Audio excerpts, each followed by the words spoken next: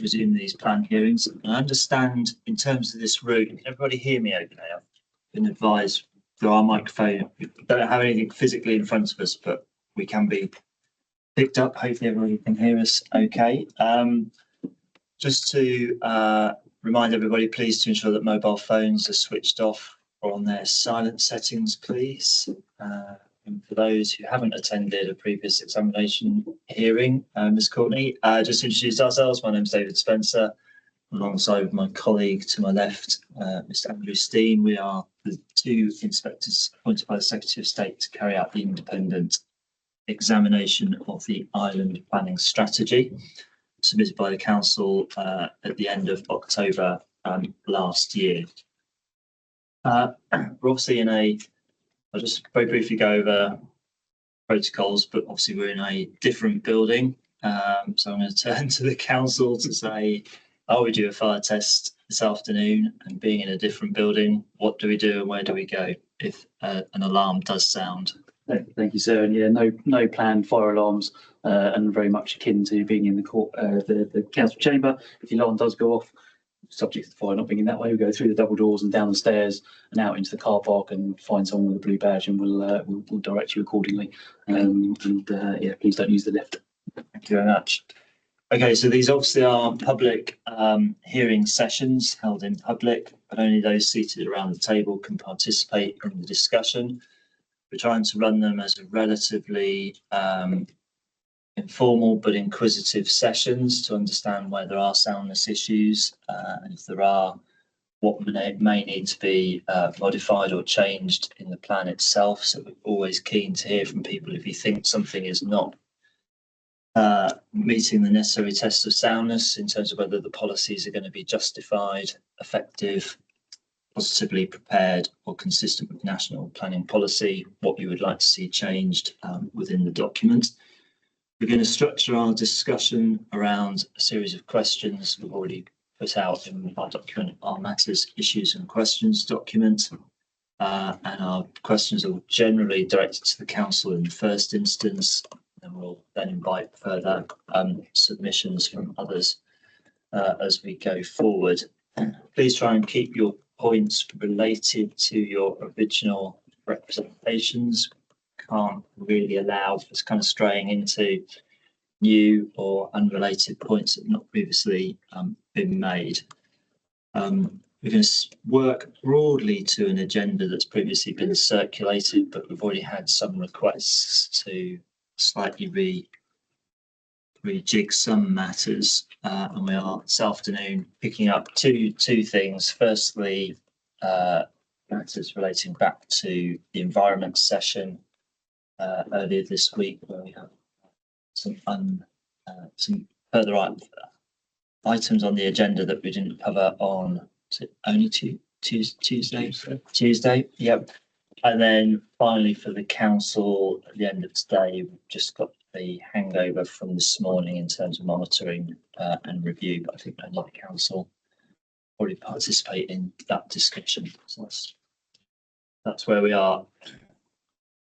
For the benefit of Ms Courtney, if you haven't seen or observed any of the previous sessions, we try and bring people in, but if there's a keen point you want to come in and you want to just upend your nameplate, we'll try and bring you in at the relevance point. Are there any questions on how this session will work?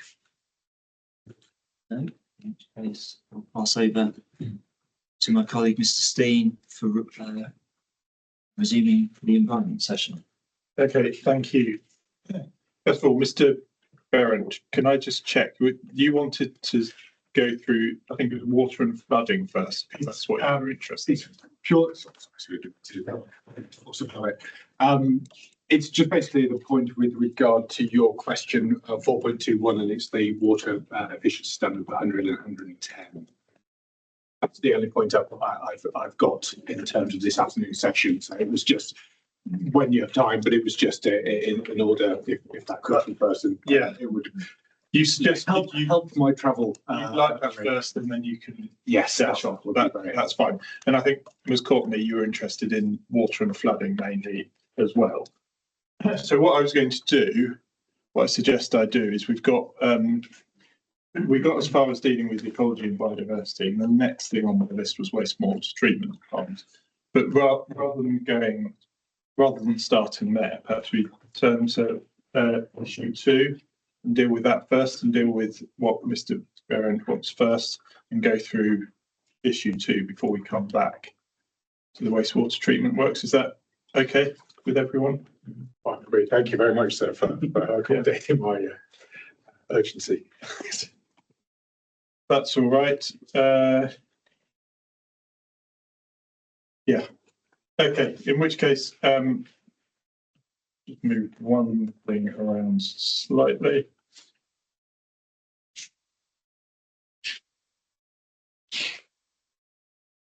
Right. So yeah, your interest was in the building regs optional requirement and how the council are dealing with that. And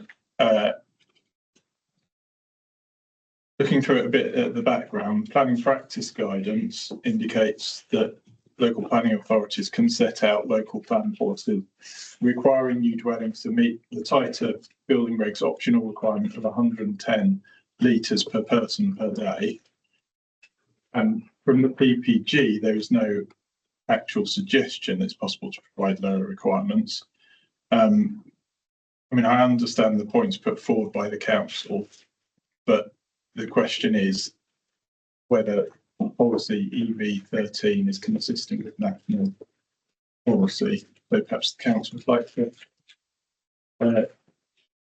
deal with that question first, and then I'll call Mr. Burrington if he wants to add anything.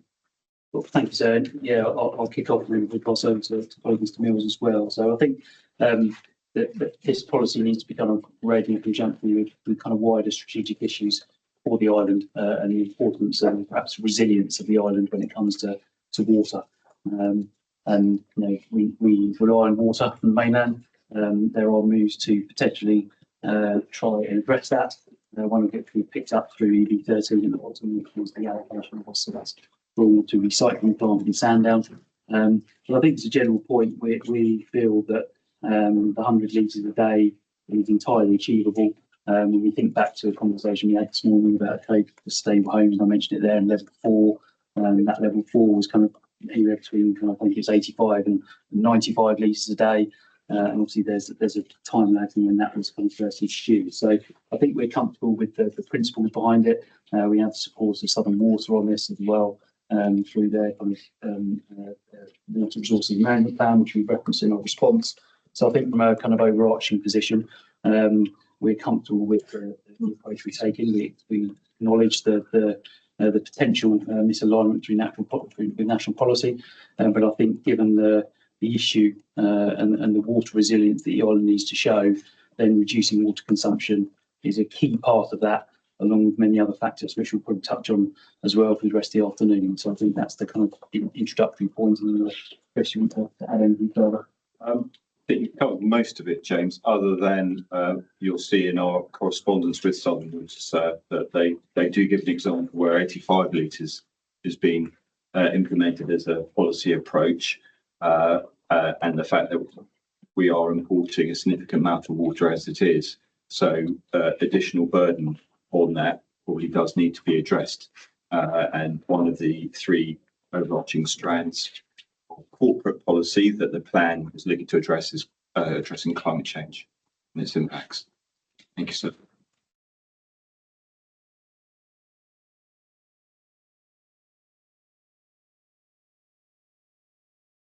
So just to add, in terms of what the PPG says, and obviously you read those relevant parts of ID 56 as a whole, and in ID 56 13 or 013, the last sentence of that says that the local planning authority may also consider whether a tighter water efficiency requirement for new homes is justified to help manage demand. And so that's expressed in broad brush terms, simply whether a tighter water efficiency requirement is justified. Then the next paragraph, which you've referenced obviously, and is referred to in Home Builders Federation representation, which is paragraph 14 of ID 56. That references the building regulation standard of 125 litres per day, but then says where there is a clear local need, local planning authorities can set out local plan policies requiring new dwellings to meet the tighter building regulation. Often requires 110 litres per person per day, but it doesn't say and no other standards are justifiable. And then it goes on at paragraph ID 56015 to say, well, how should local planning authorities establish a clear need? And it sets out a series of bullet points: existing sources of evidence, consultations with local water sewerage company, the Environment Agency, and catchment partnerships, and consideration of the impact on viability and housing supply of such a requirement. Again, that's not tied to any particular level, it's reference to your actual evidence base. And so we say when you take the PPG guidance as a whole, it isn't precluding or giving you simply a binary choice between 125 or 110. It is allowing you to use your evidence base, and in particular, your dialogue with your local water supply company, and also obviously making sure that you consider the impact on viability. And we think when you put those together, together with the particular circumstance of the island being a net importer of water, which is relatively unusual, but it is clearly a characteristic of the island. We think in those circumstances, not only is there, as it were, a local evidence base to support what we're doing, but we don't actually think this is a case of an inconsistency with national policy. We would accept it's not fully aligned with everything that's there said, but we don't think it's actually a conflict. It's not contrary to it. It just doesn't fully do in terms of ticking the point of having a standard which is 110. It has a justification for a lower standard than 110, and we think that's not precluded by the PPG.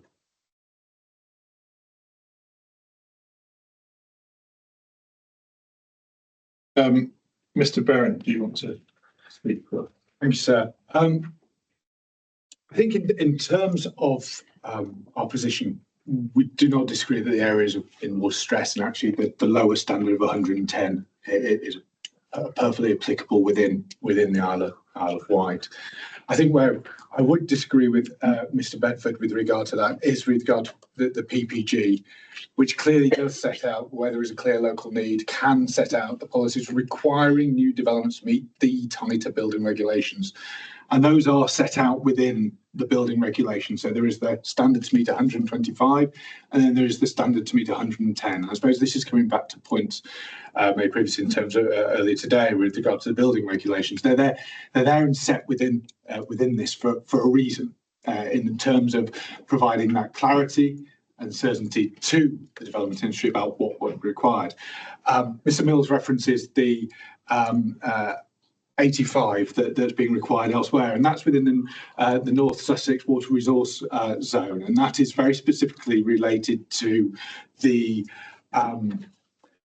impact of abstraction on the habitats, the protected habitats within that area, within the Arun Valley.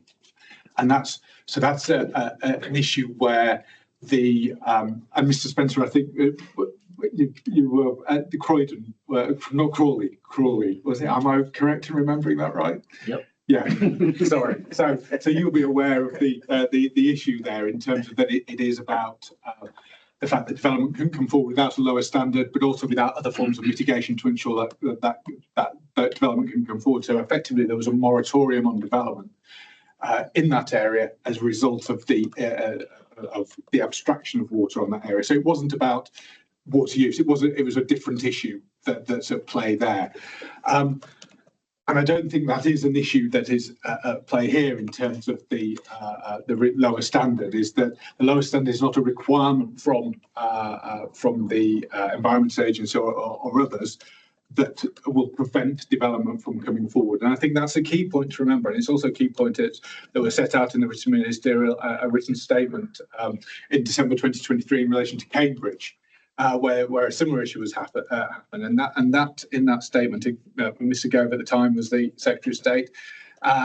He did say that where water scarcity is inhibiting the adoption of local plans or the granting of planning permissions, local planners should work with the Environment Agency and deliver upon this to agree tighter standards than the 110. So there was acknowledgement that in certain circumstances, and I think it's important to recognise that, but that's not the case in this situation. And I think that's the important point in terms of the water efficiency standard here, is that it's not in relation to a requirement to ensure that can come forward or that applications can be decided. And I think that's the fundamental point that we make, is that 110 is perfectly applicable.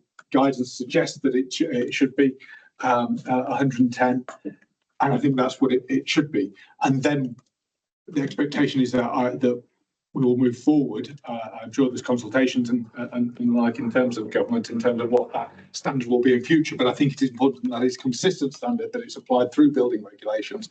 I think that's really our consistent point across the piece. That it's these building regulations to address, and the 110 is addressed through building regulations because it's a specific standard within those building regulations. I think that's also an important point. So those are our key points, sir. Thank you. Okay, thank you. Should I'll ask Mr. Brewer to respond before I get other people to comment. Yep, Brewer or Mr. Mills? I think the point of the reference to the 85 was the fact that it's doable, not the actual context within which it was applied, that it's achievable. I think that's an important point. And also the fact that we've got such firm support on this from the Environment Agency as well. And if I could just read some of what we put in our hearing statement in terms of what Southern Water said. The development sector will react accordingly, and having a consistent threshold across the Southern Water supply area as soon as possible will allow all authorities to include such thresholds in emerging local plans, whilst also removing situations where water consumption targets are less onerous in one authority that adjoins another, where they are more stringent. So the point being, we had asked Southern Water whether or not we would be out of step in applying this, and actually this is where it's heading. I think the justification for us is that we're importing so much water from an already water stressed area of South Hampshire. Therefore, actually, we ought to be leading the way in doing this anyway. Thank you, sir.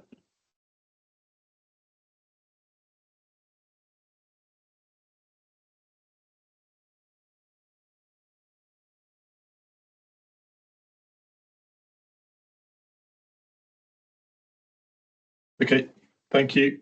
Shall I turn to Ms. Courtney first, because I think you had your sign up first? Thank you very much. It builds on what they were just saying, but we're importing a third of our water from World Heritage sites of chalk streams.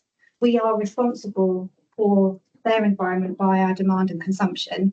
And shouldn't it be that we lead and raise the standard and base level that people live on the island to a lower water consumption? Because there's also the impact on carbon because of the pumping and the cost of getting it to us. And there are abstraction restrictions going in force by the Environment Agency over the next few years to tighten the capacity from the test and the itching where our water comes from. And I feel that this is a point that we could really lead and strive to create that higher standard that other people could duplicate from.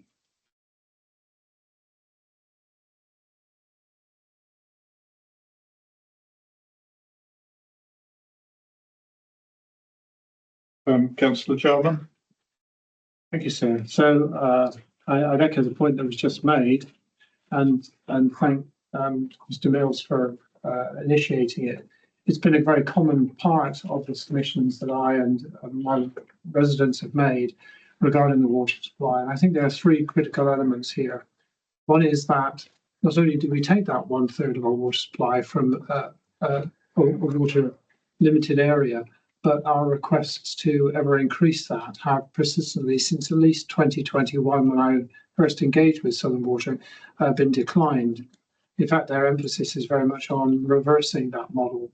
The second element that I bring up is that, and to that end, we do have issues with existing water supplying capacity as well.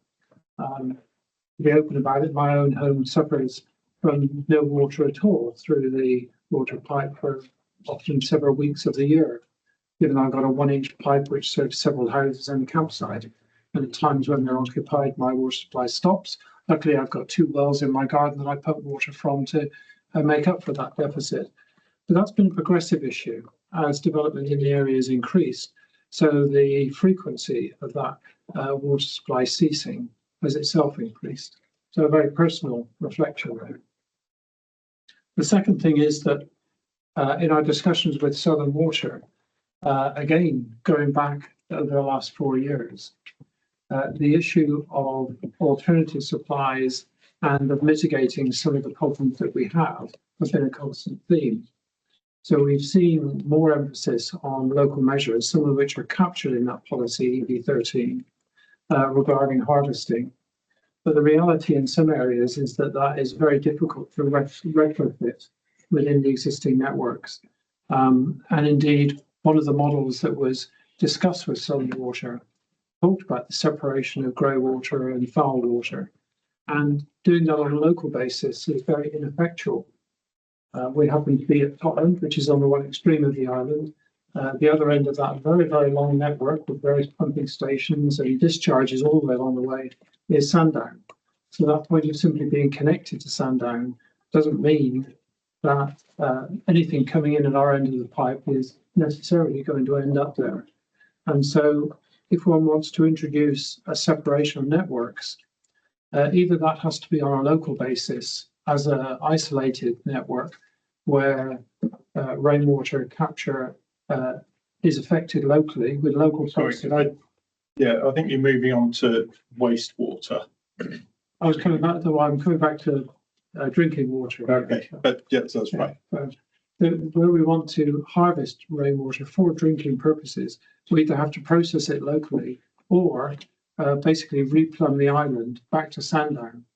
So the alternative that's come out from Southern Water, which I think was mentioned briefly by Mr. Brewer there, was the fact that they propose, given that we cannot take more water from the mainland, given that local enablement of drinking water supply is very limited, is to take the sewage water, combined sewage water, which arrives at Sandown, extract that, pump it back inland to around the Allerton area, put it into streams, have those streams hopefully assist in the process of filtering that water, and then re-extract it back closer to Sandown and put it back into our drinking water supply.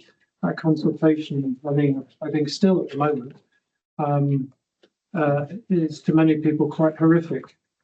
We have raised a number of questions about that, particularly the level of filtering which is available by the different processes. And one of the concerns has been the ability of that filtering system to extract everything from residual effects of the contraceptive pill through to various other drug contaminants and derivatives. And looking at other sites where that's been attempted, one of the concerns, even in Europe, is that because there are some elements which cannot be extracted by the filtering process, in fact, they go through humans and through humans and through humans, has the effect of concentrating those contaminants which cannot be removed. And so adding to a system which is already overloaded, where our ability to extract and derive more from the mainland is already at capacity, would seem to mean that the best thing to do would be to stop digging the hole until there was a solution going forwards.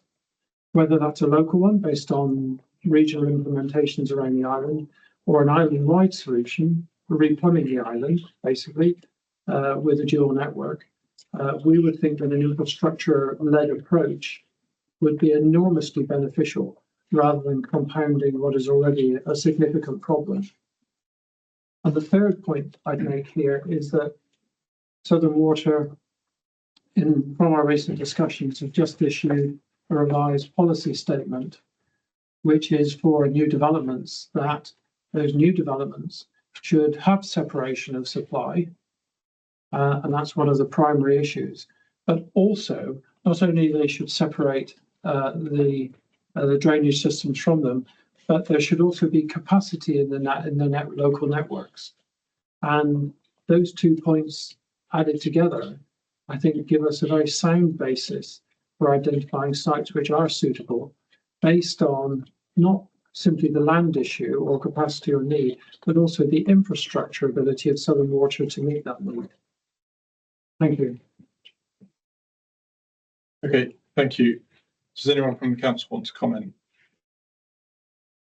Just make one, I think, final comment from our perspective. And we had a good discussion this morning on viability, and there's lots of things we didn't agree on. But I think the one thing we did agree on was the cost of £9 per dwelling to get to 100 litres per day. So I think, given everything we've just heard, you know, and I take the point around death by 1,000 cuts and viability, I think at £9 per dwelling a day, we suggest that's an appropriate price to pay for increasing that water resilience on the island.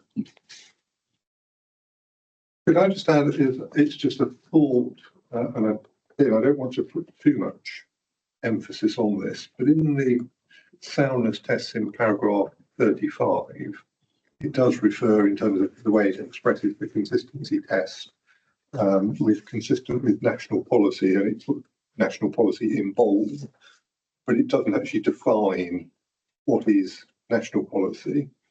When you then look at the earlier parts of the MPPF, in the introduction in section 1, you've got a series of paragraphs which talk about what the national policy framework, is. It draws attention to the need to read it as a whole. That's in paragraph 3. In paragraph 4, it tells you that you should read it together with the government's planning policy for traveller sites and its planning policy for waste. It then deals in paragraph 5 particularly with the position in relation to national policy statements dealing with development consent order projects. And it then ends that little section with paragraph 6. Other statements of government policy may be material when preparing plans or deciding applications, such as relevant written ministerial statements and endorsed recommendations of the National Infrastructure Commission. This includes the written ministerial statement on affordable homes, etc. The one thing it doesn't do is refer anywhere in that section to the planning practice guidance. Now, I know that the courts, particularly in the context of, I think, the Mead realisations case, said that from a legal perspective, simply as a point of law, there is no distinction in legal terms between a policy that might be expressed in the NPPF and guidance which might be expressed in the NPPG, because they are both, as it were, advice coming from the Secretary of State as the national policymaker who has oversight of the planning regime in legal terms. So there isn't a distinction. So I'm not saying to you that the PPG is not capable of being treated in law as policy. But if you look at what the NPPF is getting at in paragraph 35, when it's talking about its soundness tests, I just question whether it was intending to bring into that particular test everything which is to be found within the PPG series of guidance as being something that you would say something is unsound by virtue of being a divergence between that and something that's in the PPG. I just sort of put that as a question, because it does seem to me that the soundness test is obviously, well, it's a very important test. It's intended to be something which is effectively black and white. Something's either sound or it's unsound. And I just question whether something which is dealt with in the way it's dealt with in those paragraphs of the PPG I was referring to earlier, where I say it's not actually as prescriptive because of the way it's the language of those paragraphs when you work them through, whether actually, even if you were to think, well, the PPG is telling us 110 is what the government wants as the lower standard and nothing else, even if you took that view, I'm not sure that you would then conclude that departing from that, if there's a justified departure, and obviously that's a separate planning judgment for you, but I'm not sure that that would then lead you to the conclusion something's unsound if it departs from a part of the PPT, because I'm not sure that when I say paragraph 35 is telling you what is sound or not sound, it actually has in mind PPG, because it just seems to me it would have been, if the government had wanted to elevate PPG, it would have been very easy to say that in those opening paragraphs, paragraphs 1 to 6, that this includes the suite of guidance in the PPG series. And they haven't said that. And you'll be aware it is discussed in the need realisation case. There's certainly a number of earlier judicial cases where they have said, well, the PPG is intended to elaborate and inform what is in the national planning policy framework, as opposed to being something which is at the same level as the national planning policy framework, which again, as a matter of policy, you can see that distinction, even if the court is there, but as a matter of law, there's no legal distinction, but that doesn't mean that policymaker can't have gradation. So I just add that as a further thought to your deliberation. Yeah, I think we'll need to think about that one. But I think Mr. Berent looks like he's going to tell us something. I think in terms of what Mr. Pepper is saying, I can see where he's coming from and recognise the legal point with regard to that and regard to the consideration. I think it's important to look back in terms of what the NPPF also says with regard to technical standards, and that's in paragraph 59B, and that any local requirements for the sustainability of buildings should reflect the government's policy for national technical standards. So again, in reading as a whole, it refers back to those technical standards in terms of what should be linked, how it should be taken into account. Elsewhere, with regard to optional technical standards, again, the PPG refers to those optional technical standards. So I think there is a clear link within the NPPF and the consideration of those as being part of that suite of policies that are expected to be taken into account when preparing a local plan. And I think that's the PPG wouldn't set out those optional technical standards and set those out very specifically within building regulation. And going back, I really think into the original written ministerial statement from 2015 that introduced the optional technical standards was about streamlining the process and making sure that there were very specific requirements that could be delivered through the local plan. And I think there's been a whole chain of statements and everything else since that I don't want to go into, and you will know about there. But I think it does refer back to it in terms of that paragraph 59B. So I think there is that clear link between the NPPF and those optional and the technical standards. Okay, thank you. Is there anything else on that point? I don't think I'm going to ask anything else on policy EB13. So Mr. Berent suggested he was going to leave at the end of that. So if that okay? That's fine. Thank you, sir. Thank you very much, and thank you to the council. Very interesting 2 weeks. Thank you. Okay, well, we'll carry on. I'll carry on with the water and flooding section before moving back, because I think it's easier to do it that way. Yeah.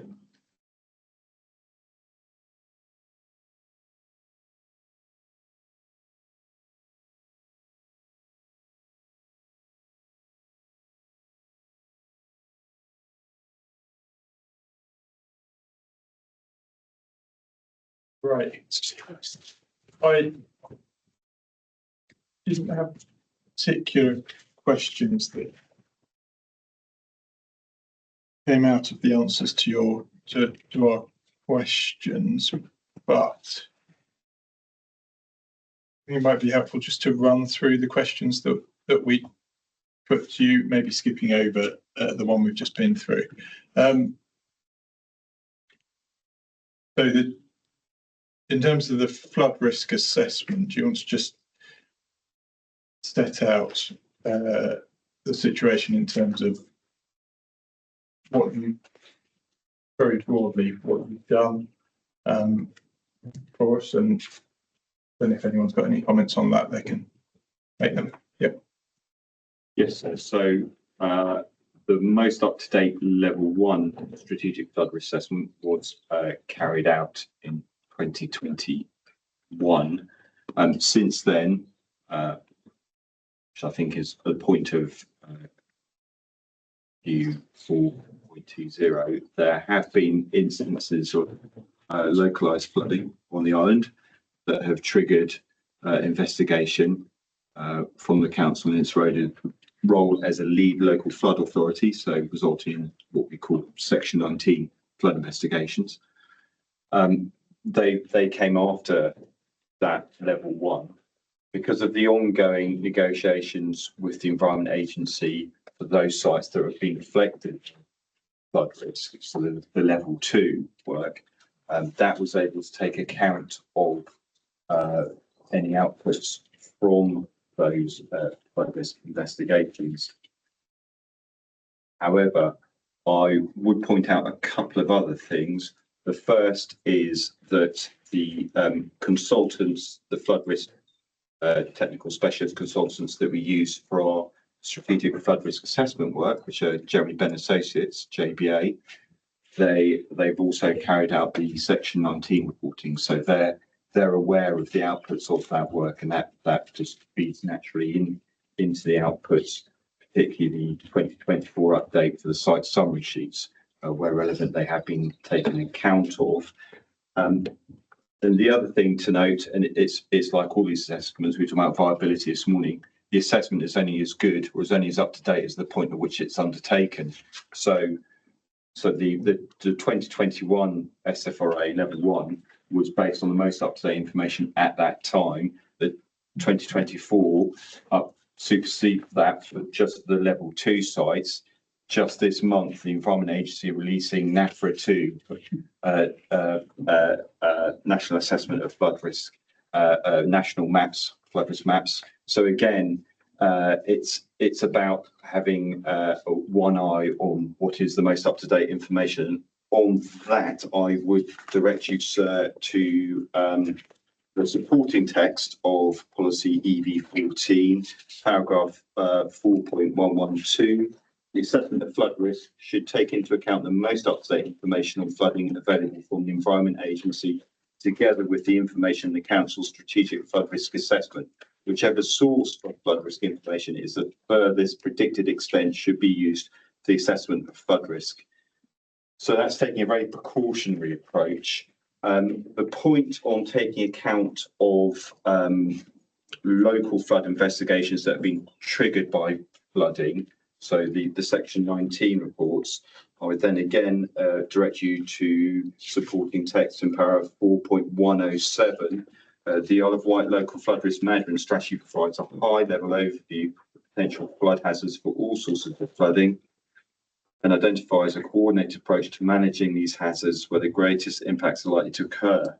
And then it goes on, but basically that and other bits of information should be taken to applicants should use these documents at the early stage to help inform how proposals can appropriately address flood risk. The point being, the local flood risk management strategy, which is being updated this year, will take the recommendations from all the Section 19 reports. So thereby, the cross-reference here, they'll be taken into account going forward in any relevant flood risk assessments. So.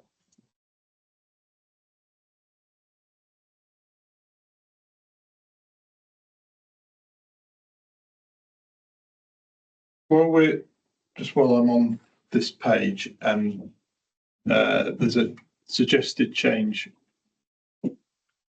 in the statement of common ground with the EA, adding the word refuge in paragraph 406.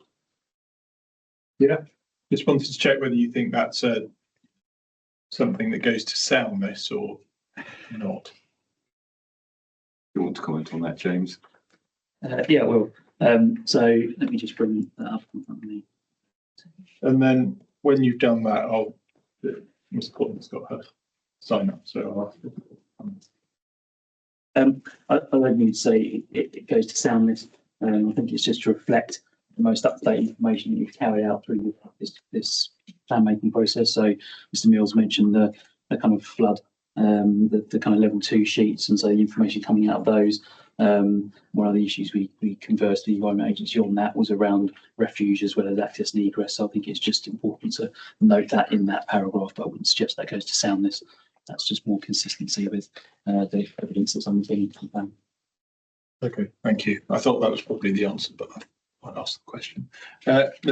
Miss Courtney. Thank you so much. I mean, flooding comes into so many legal frameworks, isn't it? The Environment Bill, the flood risk management plans. But for me, it's that interconnectivity of water leading back to the previous point as well. But if we're able to hold the water on our land at every opportunity. So on the comments I originally submitted, one of the things that I feel the plan doesn't do sufficiently is base the solutions aren't prevalent in every section. It's only in the flood risk section, only environment section is sustainable urban drainage.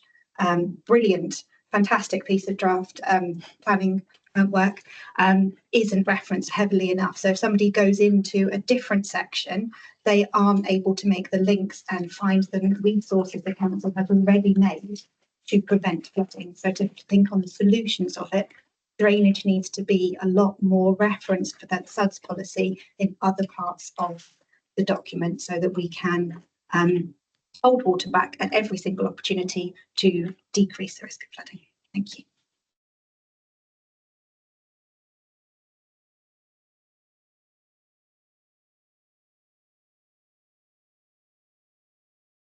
You want to comment on that, Mr. Brewer or Mr. Mills? Yeah, just very briefly, I think policy C1, which is our kind of design for new development policy, references the SUDS-SPD and picks up these issues of separation of foul and surface water, which we've heard about so far. So I think, and again, when you're thinking about development proposal, it's about reading that plan as a whole. So I understand that absolutely the point around making sure it's as in many places as possible. But I think from our perspective, it's in the environment policies, it's in the design policies. So if someone's bringing forward a scheme, they'll be looking at design policy, and that makes that clear link back to the SUDS-SPD. So I think that's the response on that one.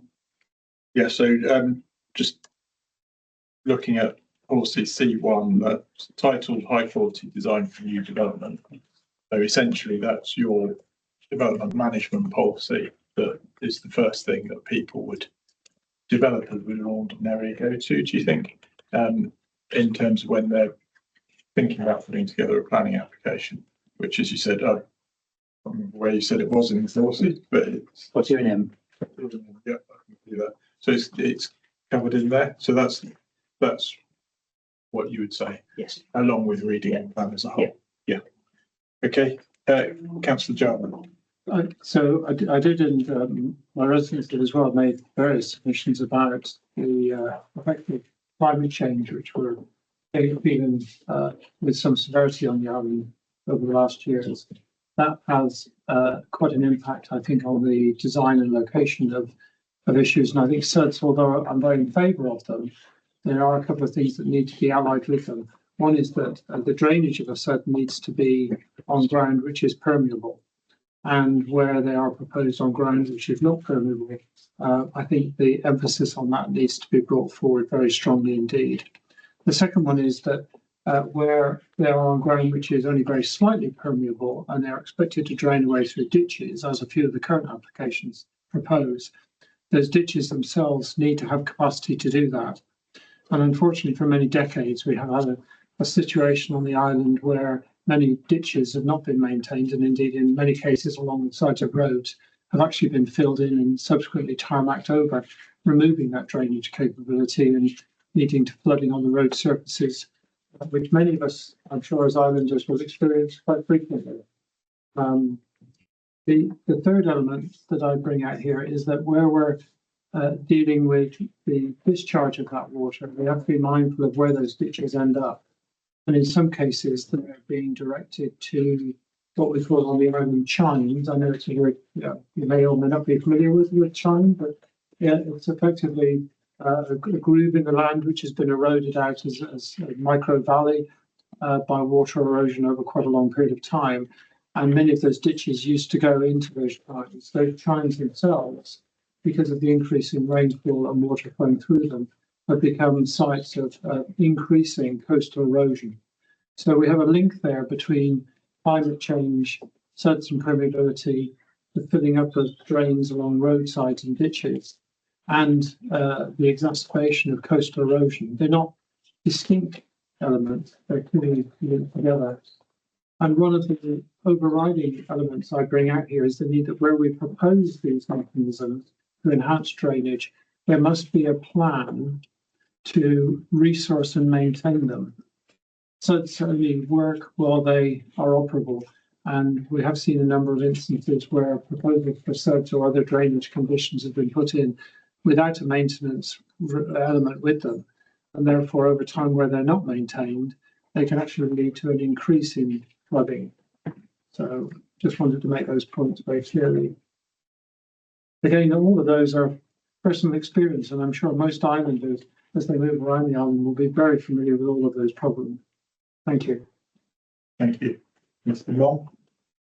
So just the point, I'm just looking through Council's hearing statement, and it's just flagged up by your question on EV 14 Part B.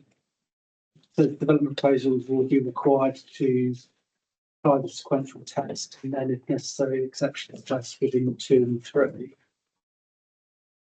But that policy is kind of setting the bar too high for appropriate development in flood zones 2 and 3. That is required as per the technical guidance. Not all development have to go through sequential test in 2 and 3, but the policy is setting the bar as a broad brush against all development rather than those that would require sequential and exceptions test in those zones. And come back and then planning, just the cold face planning determination process. It's effectively saying, what are the conclusions if you've got something compatible within 2 and 3, you still then through this policy being forced to do a sequential and if necessary exceptions test. I don't think that's the intention of the policy, by the way, but that's how it's kind of read. So. Okay, should I ask you to come back on that point and then I'll Ms. Courtney? Yeah, very quickly, and obviously Mr. Long's correct in terms of flood use vulnerability classification. There is appropriate development that doesn't always do that, so it may be we just look at an additional wording in that just to make that clarification point very clear to ensure that sequential tests will only be taken when they're necessary.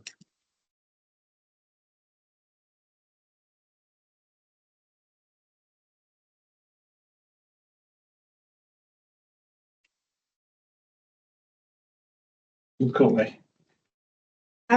Flooding is a very emotive issue as well, because it will, when it goes wrong, and I've seen it on the islands in the cases that I've mentioned, it will affect a person's life and a community in deep and troubling. But I think there's that potential. So I appreciate that when a developer comes to your council, that they will have your SUDS policy, they will see the solutions, and you will push to ensure that development doesn't load into the system. But the residents and the community which this plan is supposed to represent and enjoying, it's not referenced in other sections for a person who isn't a developer to see how you're trying to find solutions and to find force and resonance to go into a new space for them in a parish council meeting, in a planning meeting, to approach their MP, to approach an elected member, to approach you. And I don't think that they would go through the routes that you've allowed, and which is why I do feel that there still needs to be this solution-based principle that you have already made referenced in other sections in other ways. I do think it's brilliant. Mr. Brewer, do you want to say any more at this point? I guess, yeah, I'm just thinking aloud, really, that obviously we've got those 3 kind of policies at the front end of the plan that kind of talk to the kind of strategic core priorities, climate change, infrastructure, affordable housing. So we could, if it's necessary, zero reference in CC1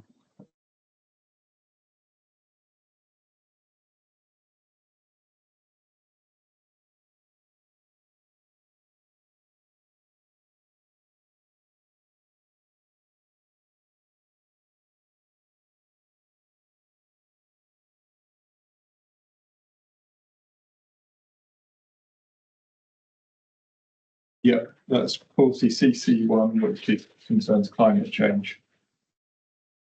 Could have what you're suggesting, it could have a direct reference to flooding and yeah.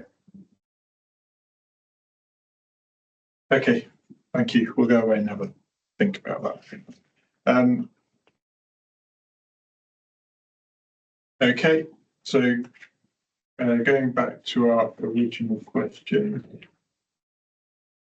we've dealt with 4.21, which was about EB13 and the water use that Mr. Parent was interested in.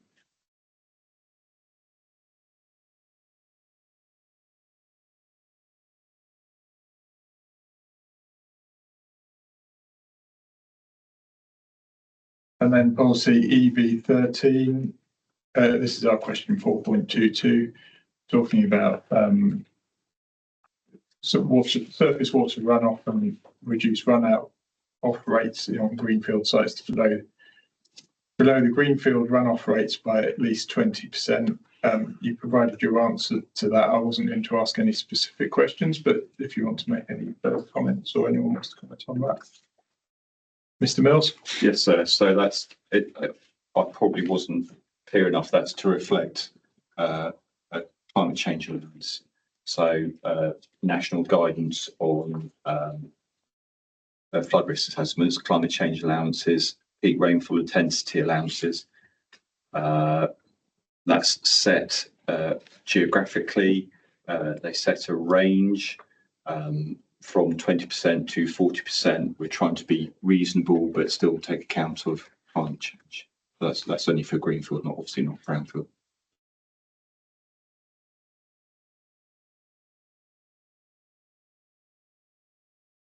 I would also add that SUDS can be a whole range of solutions. It isn't just about infiltration, and there is guidance in the SFRA about what's appropriate in certain areas, albeit at a large scale, not site specific, but it gives an indicator of what might be appropriate. But then there's also an overlap in terms of ground stability issues as well. That's covered in the policies that we're going to discuss. Colleague. Does the supplementary planning document provide kind of further guidance to developers and others in terms of the forms of sites that could be implemented on the island?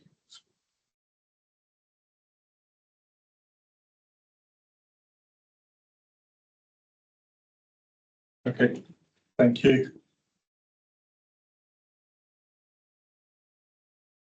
Yeah, and the rest of the question on that was about how related to policy EB14 on managing flood risk, but I think you've answered that in your text.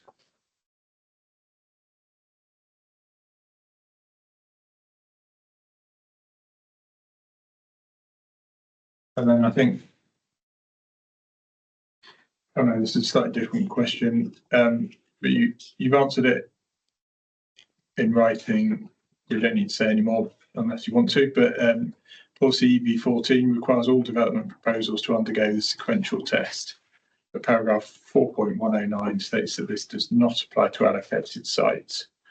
I think what we need to go away and think about, unless you want to say something else now, is whether that needs reflecting directly in the text of the policy, because otherwise people are going to be looking at the policy, and the policy, of course, the policy is what is applied effectively.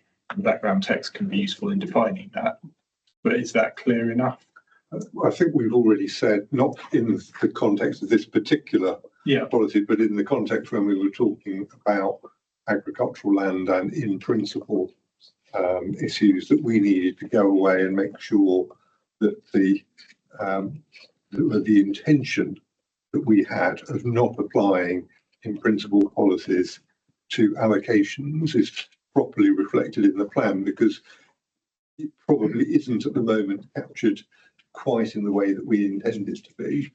And this, I think we did say that there were a number of policies that it applied to, and therefore we wanted to reflect on the best way to deal with that, i.e. is it some overarching test at the beginning of, or some overarching paragraph at the beginning of the plan, or is there a way of grafting it into, for example, policy H2 in a way that? Yeah, it probably makes more sense in policy H2. Well, Each probably individual does, but I think we want to reflect on it to make sure it doesn't have, if it's unintended consequences, if we put it in there, and that could be said, oh well, that's not consistent with X or Y. So I think we've got some homework to do. Yep, that's fine. That's understood.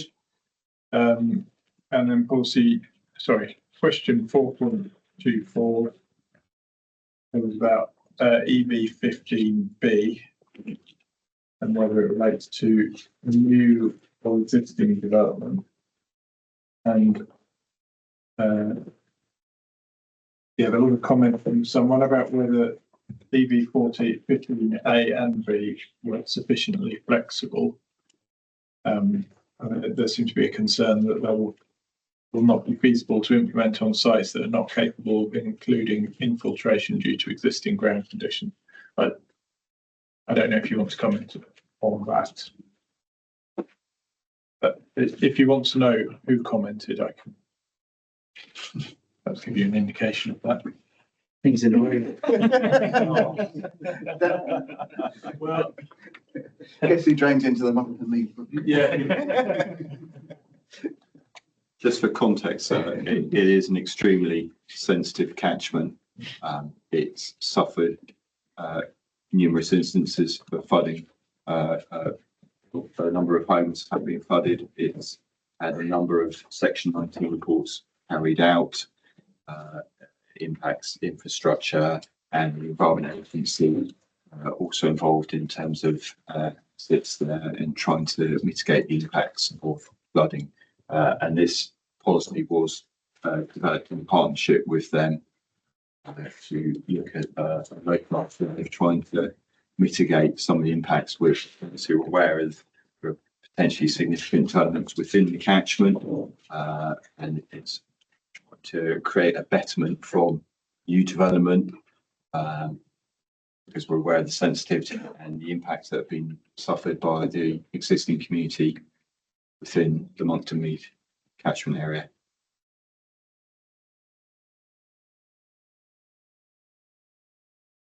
Mr. Farrell. Okay. So just to catch up onto that, really. I mean, clearly we've alluded to earlier. There's a balance between what's needed and certainty of bringing sites forward and how they're going to operate. I've spent the last 18 years looking at Monkton Mead Brook catchment area and making sure. So the policy, national policies increased within that time frame. Planning application that's coming forward will reflect national policy in terms of and the guidance of trying to hold back water. There's infiltration and everything else that goes into that, say, and filtration to that. But policy 15A requires the greatest percentage of rates and volumes possible in the context of cost, technical feasibility and viability in relation to new dwellings, buildings and impermeable surfaces. So the policy doesn't need to do anything more than what we actually are doing already under national policy. I don't see where, again, it's sort of doubling up onto policy that's already in place, which gives us certainty as to how we're going to do that. So I don't see how that can be judged or whether it's only relevant or necessary, really. And then part B, large areas traditionally associated. Why does it need to be disconnected? It doesn't need to. SUDS doesn't need to be disconnected from watercourses. SUDS is part of that watercourse. But actually, you're creating a system of holding water, mitigating a flood event by holding it back. The development itself is capable of actually bettering all of that system, but it doesn't need to be just taken away from. I don't see the point of these two, A and B. They kind of go against what we're trying to achieve, or not against what they're trying to achieve, but I don't see the purpose of them.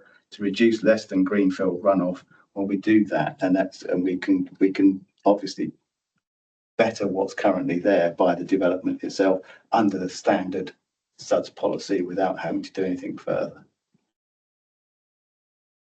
Okay, thank you. Mr. Burrow, do you want to comment on that, or Mr. Mills? Oh, yeah, I'll Mr.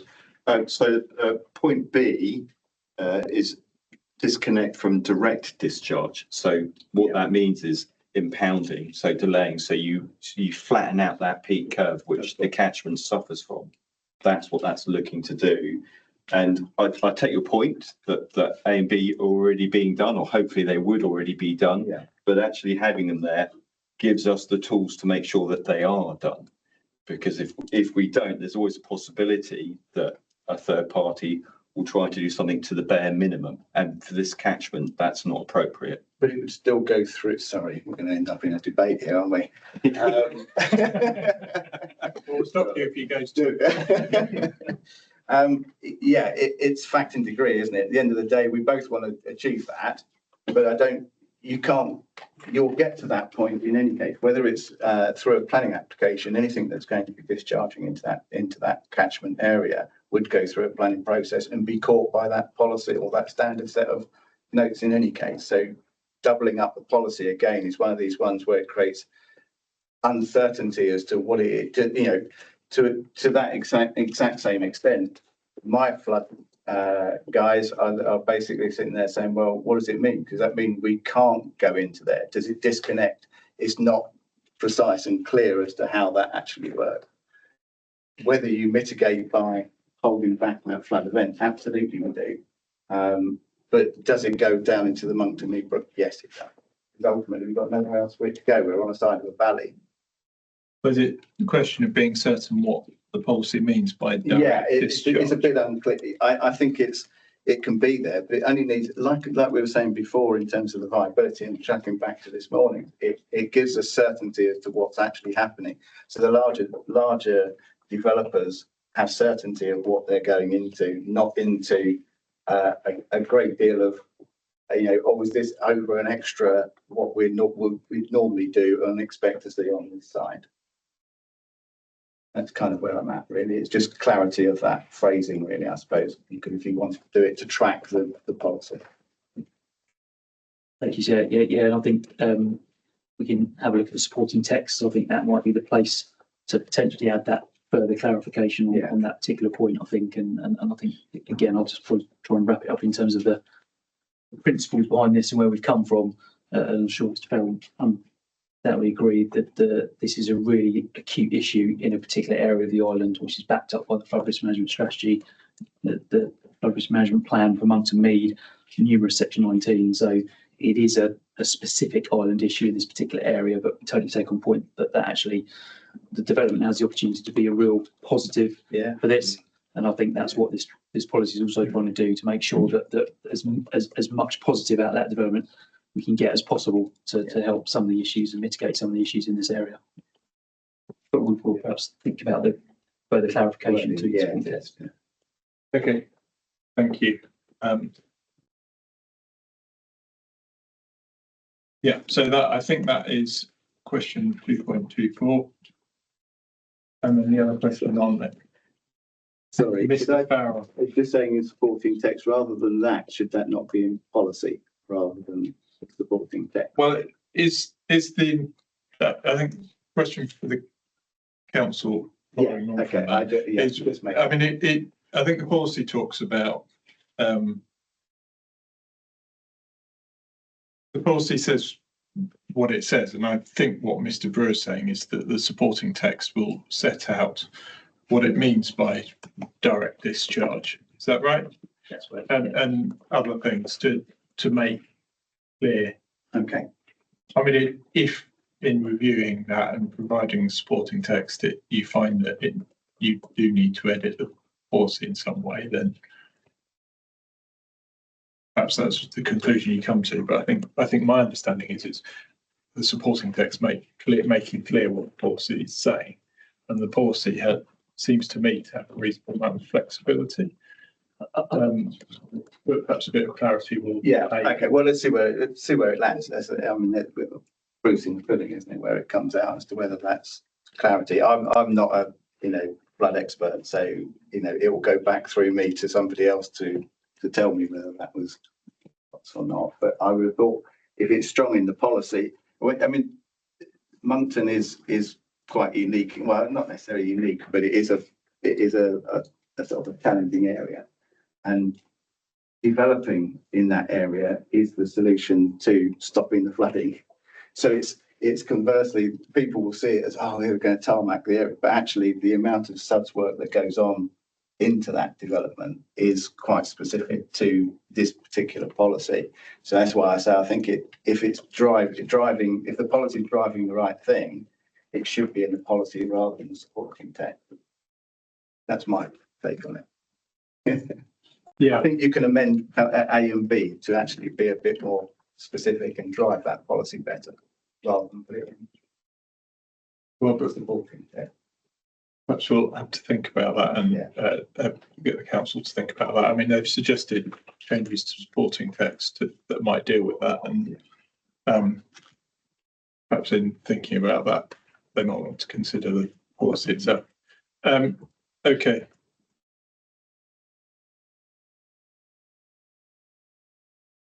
And then the last question was more about policy EB16, about managing our coast.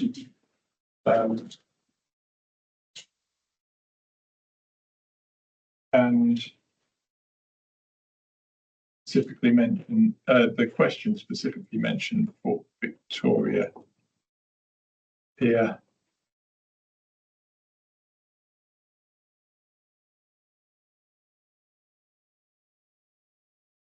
Something else about that. I think that came in somewhere else. Yeah, that's right. So do you want to say anything about that? Because you provided an answer to the question. I didn't have any specific questions on that or notes. So No, I think I'll provide a comprehensive answer to 4.25, and obviously just to note, I guess, for the passage of time, the recent appeal on that site has been dismissed. So as a point of factual update, which I think generated some of the questions on that particular site on here and on the section. well, yeah, I was trying to remember what that was about, but that was about open space. Yeah. And I think you gave a reference to it, if not a copy of the decision. Yeah. So I have seen that. Yeah. Okay. Thank you. I think that covers everything on water and flooding, unless anyone's got anything else. And then we'll move on to part B of this section, which is developer contributions relating to coastal flooding and risk. But I think that probably we covered viability earlier, and I'm not sure that there's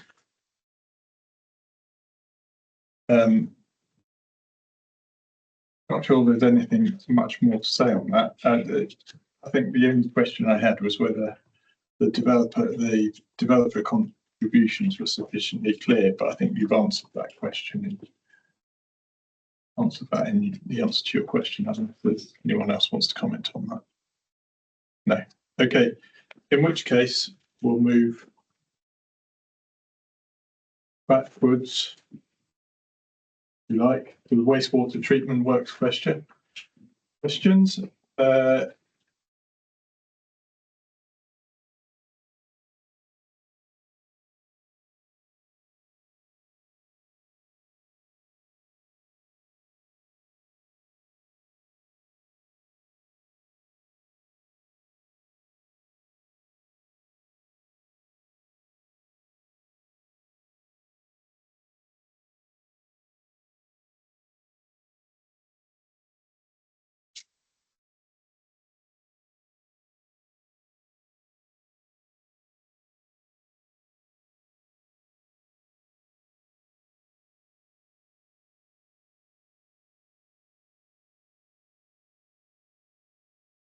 Reading one of my question, I turned to the completely wrong one, so it wasn't actually relevant to what I was looking for.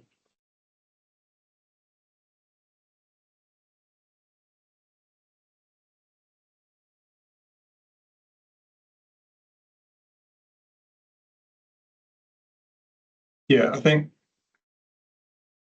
my question was whether it was clear what would happen if the situation changes, other than an assurance that if Natural England advice changed, you'd react accordingly. But is that adequately reflected in the policy? So I think I'd probably turn it around the other way and say that the policy is addressing an issue which we have at the moment in part on the island, and that's come from Natural England's position on this. So that's what this policy is talking to. Obviously, Natural England's position could change. We don't know if, when, or whether that would happen. So all we can do in terms of plan making is to ensure that the policy addresses the issue that Natural England have raised. Not just here, but in other parts of the Solent. Thankfully, we're less impacted here on this particular issue than other parts of the Solent, which have seen development literally grind to a halt for at least probably 2 years in some particular areas. So we're comfortable that the policy does that. I think I'd probably, as we did in our MIQ, in terms of kind of our matter one hearing statement in question 1.16, we kind of note around future flexibility should situations change. So again, that sets out some of the parameters that we would take into consideration. But again, we have a signed statement on ground from Natural England that this policy approach is sufficient. We have the agreed position statement on this with them as well, and so we're comfortable that parallel approach provides the comfort at plan making stage that we need. Okay, thank you, Mr. Long.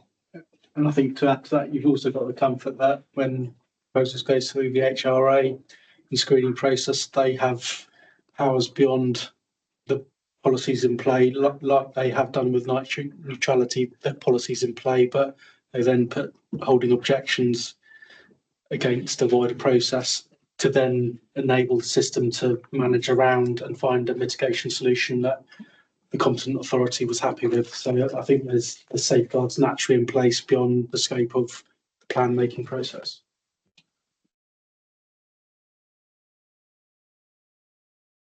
Okay, thank you, Mr. Brewer. Yeah, just one final point on just picking up on Mr. Long's representations actually, and thinking around the coalface of BM management on EV4, and we may need just to reflect that the net increase in guests at tourist accommodation is around overnight sleeping, that rather than just, you know, for example, a destination getting another 10 guests through the door during the day. That's not what it's about. It's overnight. So we may just need to add a point of clarity in there that aligns with our position statement.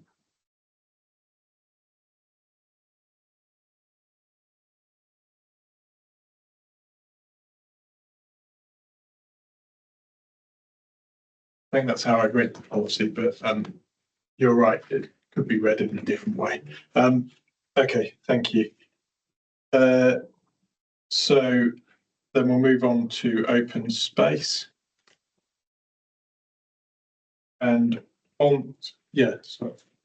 Oh, sorry, Councillor Jarman, Thank you. I expect a bit later in the day, perhaps. I just had two representations to make here. One was the which have been extensively raised in early submissions, but I think they're worth amplifying. One is that we find the assumption that simply because developments are connected through an endless pipe that may end up in Sandown is insufficient as a measure of qualifying a development. We have now the benefit of real-time telemetry from the entire Southern Water network. So we can see online, and this has been the subject of negotiation for some time, but we have it now. And it's publicly available in most cases. We know the discharges which are occurring from any point in the network of entry to the Sandown network. And using those metrics, it's very easy to calculate how much is being discharged at each of the stormwater overflows and other discharge points around that network. What it means is that putting wastewater into a network in Totland or freshwater, we know how much gets discharged either into the Yar or into Yarmouth or Norton Spit. We know how much of that will arrive at Shalfleet and be discharged there. We know what percentage of that will be discharged at other points before it gets to Sandown. And so it's quite easy to calculate what is the overload at the point of entry within the network. We find that very useful information, which should be taken into account. So if we're looking at any specific site, it's quite possible now with that real-time and historic telemetry information to calculate the loading of any one point of entry into the southern water, wastewater distribution network. And that's instrumental in their new policy, where not only does it have to ensure separation, but that second element, which I briefly mentioned earlier, and I said I'll come back to because you quite rightly stopped me at that point, that there must be capacity. So the only point where there will be capacity would be to say on their distribution network and on their telemetry, at this proposed development site, is there less than 100% capacity usage for some certain measure of time? Now, clearly, where there is a major event, it will go above capacity and there will be discharges, although they are taking measures to remove those. But it should not be the case that we have regular discharges, even when there is no storm, for thousands and thousands of hours into our watercourses and into the Solent. That would demonstrate persistent overcapacity at that point. And I think that needs to be reflected in the document. The second thing that I'd say is that even when... Sorry, Councillor John, that needs to be reflected in this part of the document when we're talking about it does. nutrient neutrality. Yes.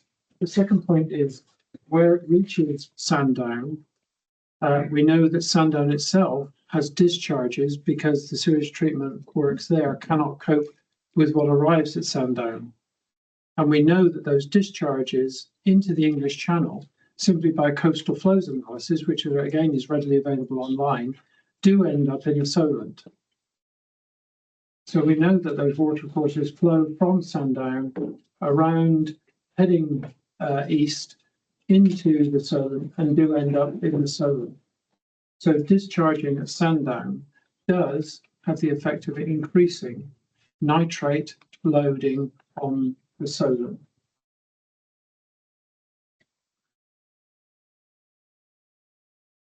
And that's contrary to, in the document 4.47, which makes an assumption that that is not the case. Thank you. So can I? Yes. Just come back to the council on this. Obviously, this is a policy around nutrient neutrality. Perhaps there's this us as outsiders not on the island. In terms of as in favour, this has been for a statement of common ground with Natural England, who obviously have a particular role in looking at the habitat regulation assessment of submitted plans, and whether they've got any concerns, they no doubt raise them, not suggest to us that the plan is legally compliant or sound in this regard. So in terms of some of the things we've just heard there, so the requirement of the policy is that the development must connect and go into kind of various treatment works. And I'm kind of getting the impression that Sandown is the key one, and the other three are they more localised, serving a much smaller catchment.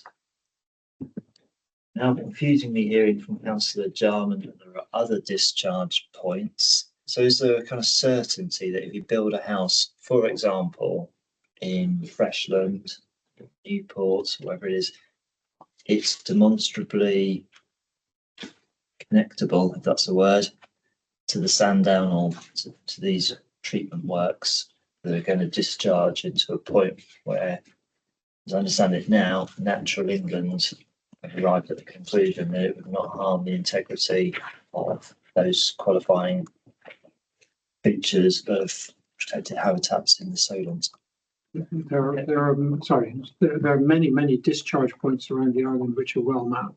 My understanding is that there's discharges all around the island, and the key thing is existing discharges is one thing. The key thing is the new discharges have to go to the south of the island. But what you're saying is that even if there's discharging to the south, at Sandown in particular, some of that discharge is finding its way into the Solent and therefore might be impacting on those habitats. Is that So our water course mapping shows that I can do it graphically very well from your perspective, but if I have the diamond at the island and we're discharging effectively in the southeast quadrant of that diamond, the water flow is predominantly from the southwest, the North Atlantic currents coming across, and they push the water around the island, around the eastern side of the island into the Solent. So that's the graphic flow that, looking at any of the marine charts, you would see very clearly. And in fact, anybody who sails around that course will know those tidal currents very well as well. Thank you, sir. I'll try and distill 4 years into 30 seconds if I can. But I think there's a few things just to note here, and I think to set the context. So Sandown Wastewater Treatment Works takes 90%, just over 90% of the foul water from existing development and new development on the island. So that's the starting point. Naturally, we've spent a long time, a lot of money, and a lot of resource, this particular issue over the last 4 years in the Solent, and they are quite clear that the evidence suggests that if the wastewater is discharged through Sandown, then from a habitats perspective, there is no issue, and that's reflected in both the policy and the agreed position statement with Natural England. There is the issue of CSOs, so combined sewer overflows. So as Councillor Jarman rightly points out, there are a number of those kind of spread around the island. These are effectively what happens in an event when the foul water cannot get to Sandown, and then the southern water have these CSOs which can discharge generally in kind of acute weather events, but they are clearly the investment programme that you saw discussed this morning, spending a lot of money on reducing those because they do occur in just standard times as well. So, and you've only got to Google southern water nitrates and you'll see a lot of long history around that and what we're doing with that. I think taking it back to a plan making perspective, which is really key from a HABS regs perspective, the issue of CSOs and how that interplays with development. We've been through quite a lengthy process on that with Natural England as a result of a couple of recent applications. Our position statement on pages 2 and 3, which is document the reference. ENA, our position statement on nitrates sets out the position of CSOs, and I'll just kind of read the concluding line. So, given the information above, the issue of CSOs is screened out of any relevant appropriate assessment in relation to nutrient neutrality. So that's a key point from a plan making and development perspective. And I think we then have to kind of turn to paragraph 194 of the MPPF and some of the issues that we've just heard about and we all know about in terms of this context are managed through different regulatory regimes. And paragraph 114 of the MPPF is very clear that planning decisions have to assume those regimes will operate effectively. So from a plan making perspective and a decision making perspective, the policy and the position statement, Natural England's position is very, very clear on this topic. We would be comfortable from a plan making perspective that provides the certainty that's needed.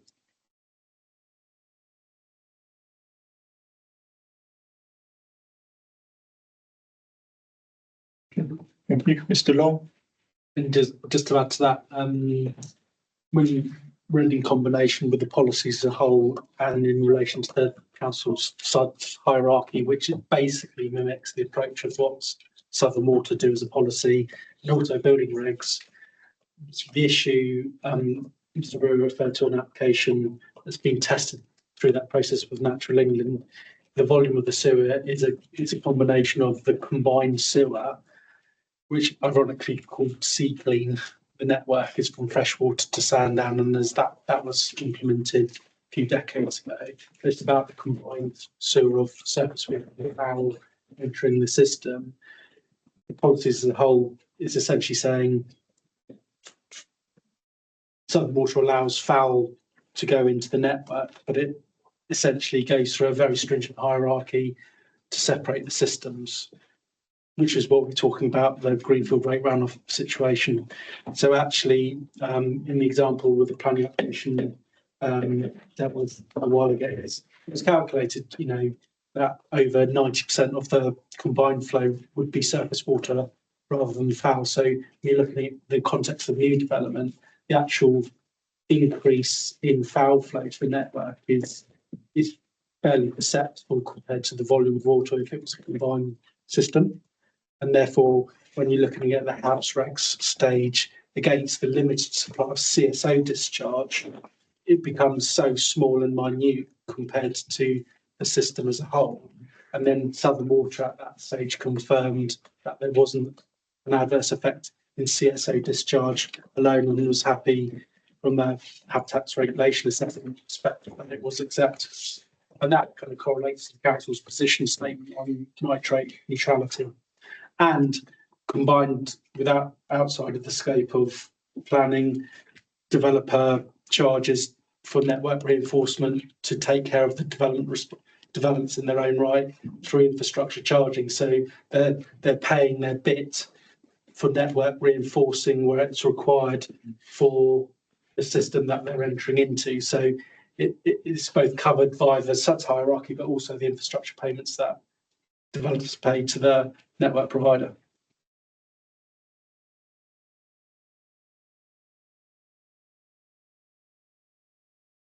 Councillor Jarman. Mr. Brewer. I think there are two elements of that. One is that the problem I have is with this phrase, assume operate effectively, and I understand that that's in there, and I know that's part of the legislative framework. The problem is that it doesn't operate effectively. If it did operate effectively, Southern Water wouldn't be spending 56 million to start putting it right, as we all know. And I think the documented evidence of the enormous level, both by hours and quantity, of stormwater overflows around this island demonstrate the ineffectiveness of it. So whilst there's a legislative provision that requires the planning authority to assume an operational effectiveness, the reality that we're faced with is that that is not the case. The question is therefore, what does one do when it is not the case and that provision is not met? And that is very unclear. What I'd suggest is that if we have that real-time telemetry and we know what the discharges are, and we know what the particular pinch points are of effectiveness, that whilst at the highest level of statute, we might have to assume operational effectiveness, knowing that that is not the case, we should not simply ignore it. And there should be some measure built into the plan to deal with the situation where knowledge exists that operational effectiveness is not in place. And indeed, that 56 million investment will take some time to deliver and is simply the first phase of Southern Water's investment in starting to cure these problems and reduce those discharges. So it will take some time. But it doesn't really matter how long it takes. What matters is that we have the data, we have the telemetry to know where the problems exist. And we should be taking that into account in some way, accepting fully what Mr. Brewer has said, that the statute requires us to assume it's working. The question is, when we know it isn't, what do we do about it? Thank you. Mr. Long, before we go back to the council. I don't. There's clearly problems with the network, but I think Councillor Jarman put the nail on the head that Southern Water are investing into the network 56,000 as part of their first, I think they call it AMPE or something, network, to resolve the existing situation as arising from the combined flows as an existing community. In plan making a new development, that is an unfair brush against when Natural England's position is saying, actually, given the combination of the network and the SUDS hierarchy, it is acceptable in plan making process and in policy for new development to carry forward. If there's an existing network problem and Southern Water are sorting out through their investment programme, that is the correct thing for them to do. But it does need to be tarred within a policy if an outside organisation is sorting out their infrastructure. Ms. Courtney. Thank you so much.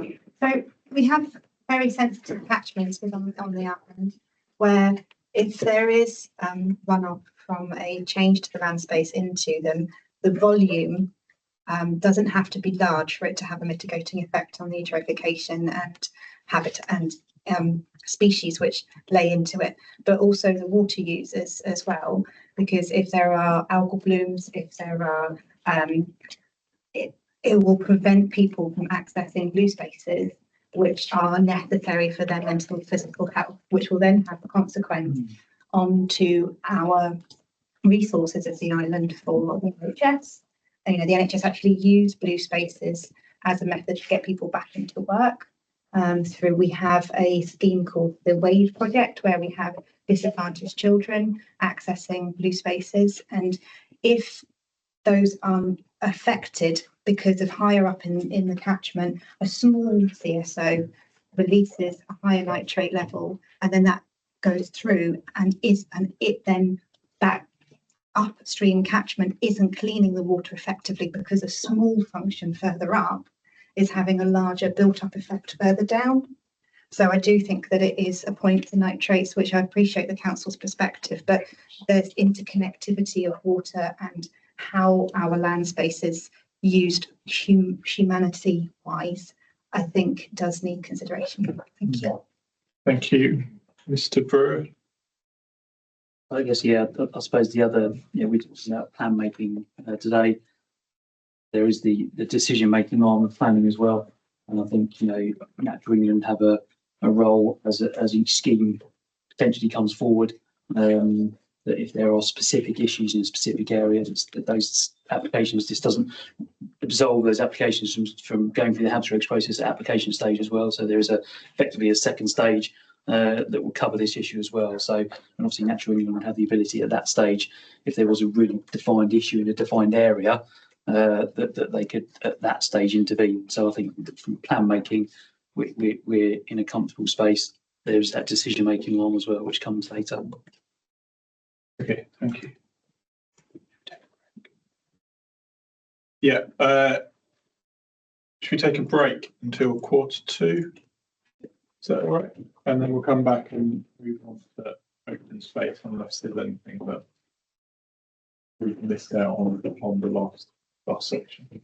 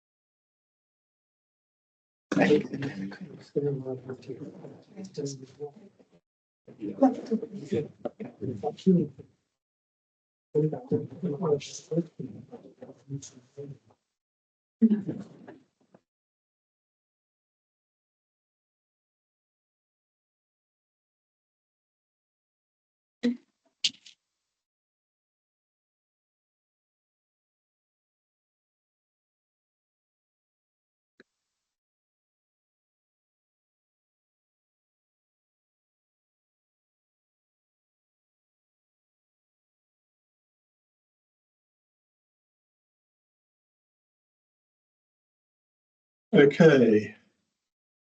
Come back. I think we completed everything under the title of wastewater treatment works.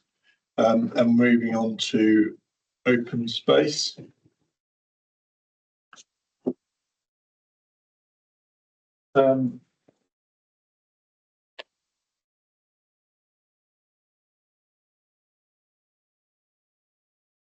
EV 6.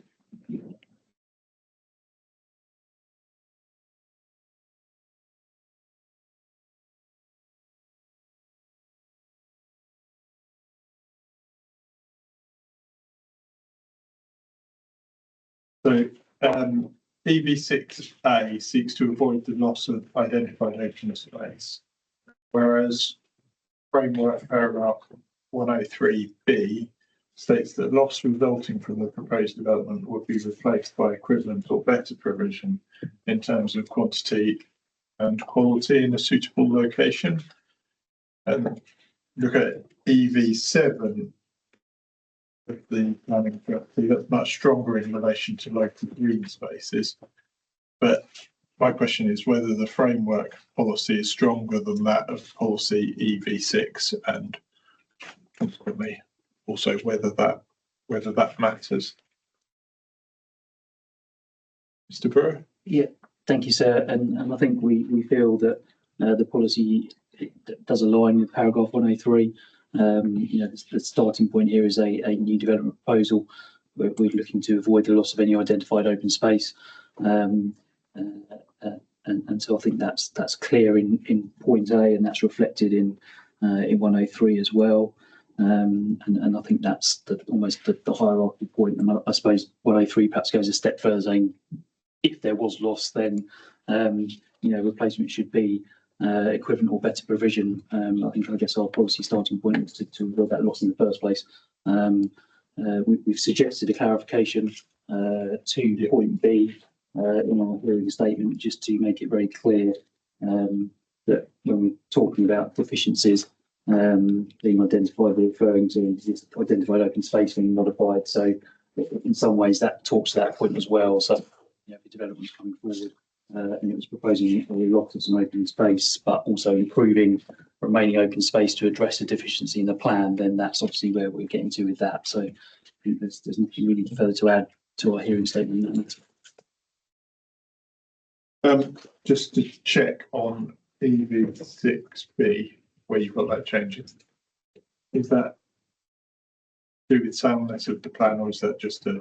I think we think that's more for clarity than soundness, because it's kind of picked up from supporting text and supporting documents, but just to make sure it's really clear. And again, it goes back to the point Mr. Long's raised on a couple of occasions, that applying this at DM decision making, we need to be really clear. Yep, I thought that was the case, but I just wanted to check. Thank you.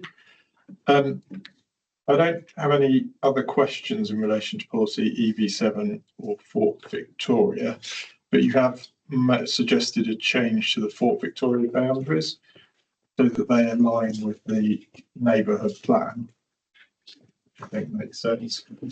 And I'm just checking I'm in the right place, and an amendment to the supporting text referring to replacement open space, which was in answer to question 411, I think. So again, similar question, do those go to soundness or? I don't think they do. I think that local green space kind of boundary along what's in the neighbourhood plan is obviously to make sure consistency between those two documents. And then again, the suggested change to supporting paragraph 4.74 again is just for some clarity. So we wouldn't suggest they go to soundness.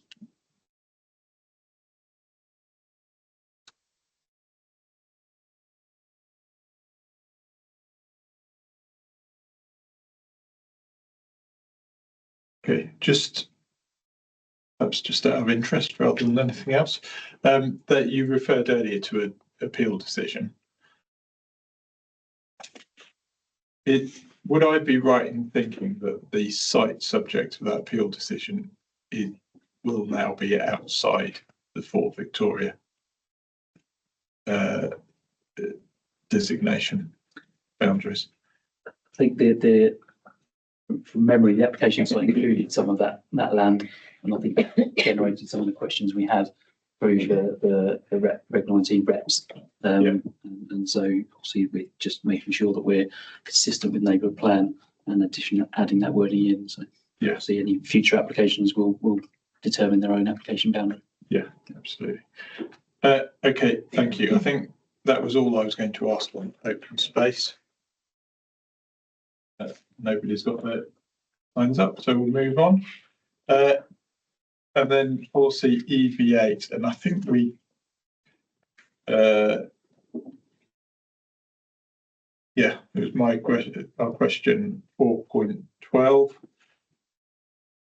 We kind of covered quite a bit of this when we discussed the sites. It was largely to do with the link to CH2, which we mentioned again earlier today. So I don't think we need to go through that again, but this is about agricultural land classification. I think we discussed it, and it seemed to be most relevant to that one site, Camp Road and Freshwater. I wasn't going to ask anything else myself, but once the gentleman wishes to say something, so should I have him speak and then come back to you, Mr. The only issue that I have around the classification of agricultural land, and I'm not specific about Camp Road here, is that there's an awful lot of land on the island which has not yet been classified. So where I look at the classification maps for the island, there are little pockets that have been classified and a very, very large amount has not. And so applying the policy I like the policy, I fully support it. The question is, how do we apply it when we don't have the actual mapping of the island, even in part really, completed yet? There would need to be an exercise on, and this may be something not within the plan, but subsequent to it, to Mr. Brewer's earlier point, the land which is brought forward would need to be assessed to see if it was grade 1, 2 or whatever, so that the policy could be correctly applied to it on any subsequent application. So we would need something that would say, for land which has not yet been classified, its classification is required prior to applications being brought forward on it. I'm not, perhaps rather clumsy way of explaining what I want there, but it should not be assumed that it's at a lower classification simply because it's not yet been classified. Thank you. Yeah, thank you, sir. And I suppose to pick up on Councillor Jarman's point, and obviously if a scheme is coming forward under EV8, then they would have to do that agricultural land classification to determine what the quality of and quantity and location of the agricultural land is in grades 1, 2 and 3. So at the point of receiving that application, the LPA would be expecting that information as part of that package, and that would then allow it to make that judgment as to whether how it applies that policy, whether it applies that policy. So I think again, Councillor Jarman's correct. When you look at the DEFRA magic map, there's lots of holes, but the then would be on the scheme coming forward to provide that agricultural land classification to allow the LPA to make that decision. So I think we're covered from that perspective. I was just going to also mention that in our response to 4.12, we do suggest a kind of some additional wording to go after criterion B. And again, this is just for almost the coalface application of policy to make it very clear that the second part of the policy doesn't apply to the first part of the policy, if that makes sense. So if the scheme is picked up under A and B, then it wouldn't have to go through that second step. So again, it's just to make sure that in applying the policy, everyone's really clear about how that happens. Just to jump in there, so I would assume that if the classification was done as part of an application, that would be provided into DEFRA, and they would, with a request for them to update the magic map for any subsequent application, so that it didn't have to be redone in a short period of time. Yep. Okay. I'm not sure that. Well, it happens by I don't think as a general matter that when local planning authorities receive planning applications which include agricultural land assessments of particular development parcels, obviously there's a requirement to consult with DEFRA once there is a certain amount, I can't now remember whether it's 10 hectares or thereabout, of best and most versatile agricultural land. So there would be a quantity fee at that stage, but only for those type of applications. And it would be up to them as to whether they choose to update their database in the light of that. I don't think the local planning authority is in a position to tell them to do it, and it's certainly not in a position to tell them to do it for sites which don't even trigger that consultation threshold. So I think that's probably a matter that it's not really for this plan to solve. That's a matter for those concerned to make representations to DEFRA as to what extent they should be updating their agricultural mapping database to reflect information that's brought to their attention. Yeah, I wasn't suggesting we should tell them what to do. I was suggesting that we should provide them with the information that's been provided to us. It would be up to them, of course, what they did with it. I suppose it's a final point on that, obviously, that any such classifications received in as part of a planning application are a matter of public record, they're on the public file. So a further application would be able to go back and look at previous documentation that came in supporting previous applications. So that would be there as an information source.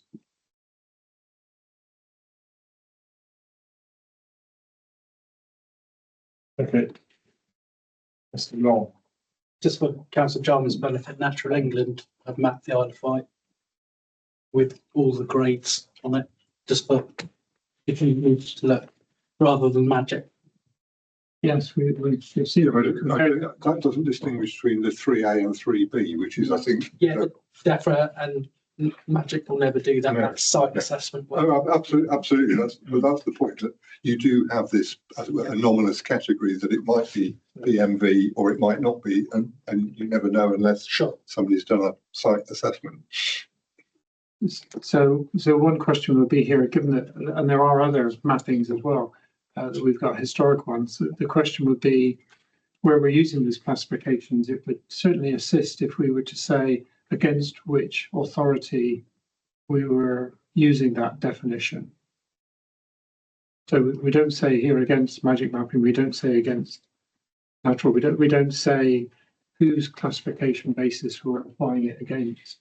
And I think it would perhaps assist to have that level of clarification, as much for the development community as well, so that they knew how it was being applied.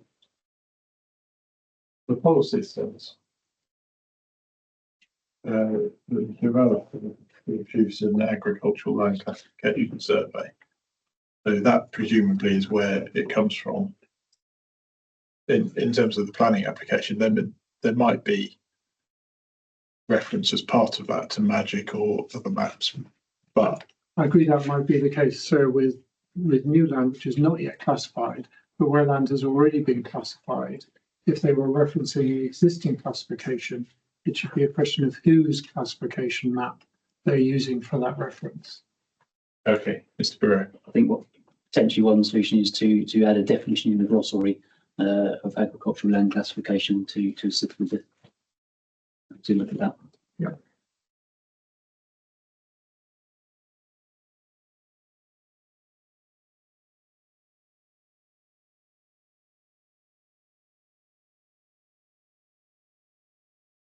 Okay, thank you. I think that covers everything on that question, and then we'll move on to landscape character. Sorry, were you? Sorry, yeah, it did go slightly outside I originally submitted, so. So Casco are an Ofwat set of organisation to do catchment-based management of water, of which agriculture is being recognised as obviously a major contributor and partner in the island rivers do it here. For my own understanding, sorry, if a land classification is as agriculture, does it have a requirement to store water as well? Like within it being classified as agriculture, does it then have a capacity that it has to retain a certain quantity of water in the catchment system? You know the answer to that? I think the answer is the agricultural land classification looks at the soil and the ability of that land to whether it's 1, 2 or 3 for agricultural purposes. It doesn't go beyond that. It's looking at the how that land's used for agriculture. It doesn't go beyond that. So okay. Thank you. How good it is for producing crops, if you like. That's what I was trying to say. Yeah. Okay, thank you. In which case we'll move on to landscape character, and there were quite a few questions on this, but I think I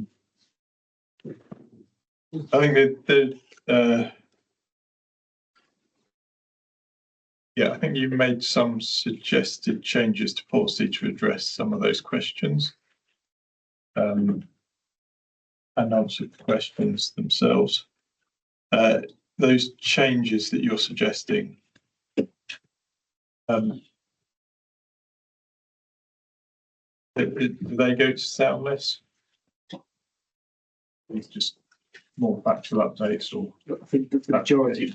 So sorry, so I think from 4.13, 414, the majority are factual.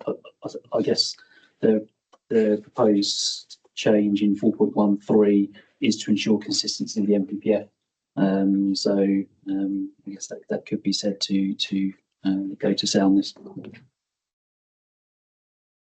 It's a minor change, but again, almost clarity and consistency.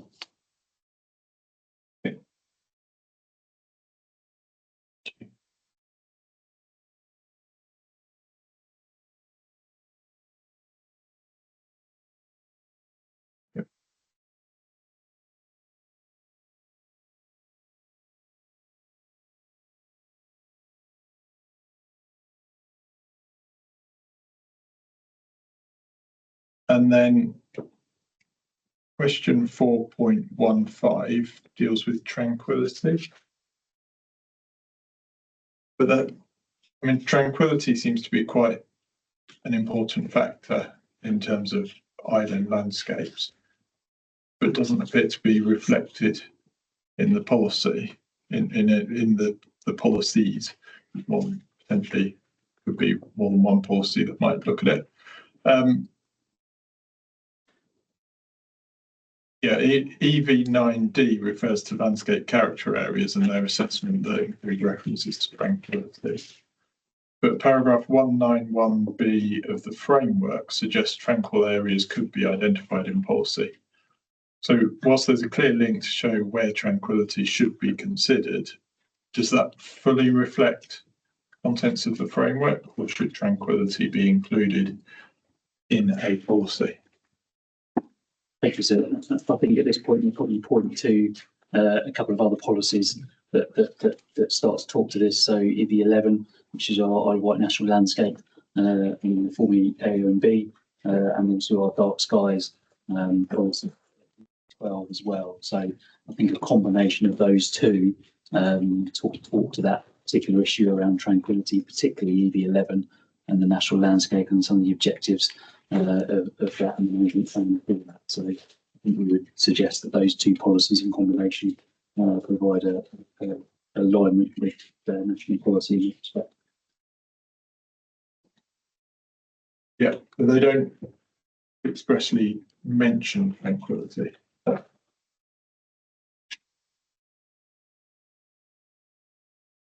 That was I'm struggling to find EV12. My page is stacked together. Is what I was thinking, and I mean, dark skies covers. That's about light emissions, isn't it? Which might be part of tranquility. The tranquility is a bit wider. But is there a necessity to include reference to express reference to tranquility rather than imply? It could be, and I think if that was the consideration, and I think we probably look at EV9D, EV11 and EV12 as three policies that could include that word or that reference just for comprehensiveness and consistency. But EV9B, EV9D, EV11 and EV12.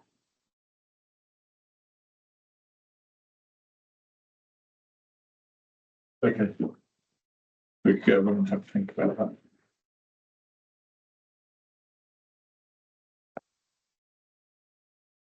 In which case, move on to, unless there's anything else on the landscape policies, move on to preserving settlement identity. Now, that is policy EV10, and I can see that that's essentially what was recommended by document EN11, which is the settlement lesson study 2018. The thing I picked up about from that document is it states that the policy should not seek to prevent all development of a particular type or scale within settlement gaps. However, the policy as written does appear to do that, particularly the first paragraph. Do you want to comment on that before we come to comments on going into a bit more detail? Yeah, certainly. So I think we reading policy as a whole, we then kind of go to the second paragraph after the list of settlements, which states around when development would be permitted in those gaps. And I think the coalescent study is a piece of evidence supporting that policy. That it's then a policy choice about how that's effectively created. And again, this also talks to our spatial strategy and the settlement boundary issue as well. So I think that's a key part of this conversation when we're thinking about how this policy works. So the issue here is around coalescence and development in open gaps. So from our perspective, this does need to be a relatively strict policy with quite a high bar in terms of that, and again noting what the coalescent study says, it kind of talks to that in that last paragraph. That the issue here is around built form in an open gap, so that's a very high bar that we would expect something to jump over, which then aligns with our spatial strategy as well. Yeah, I think the problem when I'll let Mr. Long come in before I say what I thought. We did within representations target this policy in relation, and not considering mission sites, but we made some general commentary regarding the spatial gap with Council Newport for a lower part of Somerson Farm. And I suppose the thing that we were drawn into in relation to that was EV10 and the last paragraph. If the settlement gaps are important, no problem, the policy bar then becomes really quite high, where it goes no significant adverse effects on the physical or perceived separation. Now I know how do we draw no significant impact on a perception of impact rather than a real impact? And so it felt that the bar on that policy was really high, and it could be one that just slams it. And it could be the case that the impact is completely and solely perceptual, but it doesn't have physical adverse impact. And that might be the case quite a lot within the other settlement. The development of within some of the policies might be perfectly acceptable, but there's a perceptual problem with it because it's simply by definition within the zone identified as being as a gap. And again, you could just really, get into quite lengthy, but I'm not after no debate at all in planning applications. That might sound like the case over the last 2 weeks, but there's always going to be some very nice. But this one kind of just jumped out. I was going to say something rather different, sort of putting on my hat, dealing with other appeals. And when I read it, I read the first paragraph as saying essentially no development, and then I don't know that I would even get as far as the final paragraph. And I think it's that first paragraph that rather goes against that bit I referred to in the conclusion of the settlement coalescence study. And the second paragraph actually kind of reflects that study a bit better, albeit Mr. Long's just made some comments on that. So, Mr. Brewer, do you want to respond to that? It may come down to ordering of the policy. I think that might be an issue.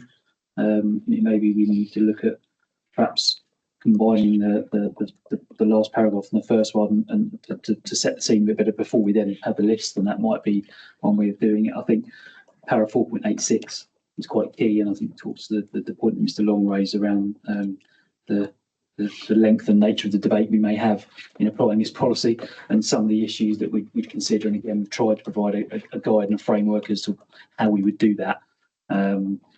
Say every application would be different in terms of its level of impact, its location. So potentially, if that's the consideration, there may be some homework there to reorder to make it very clear what we're trying to do with that policy. So that might be my suggestion on that.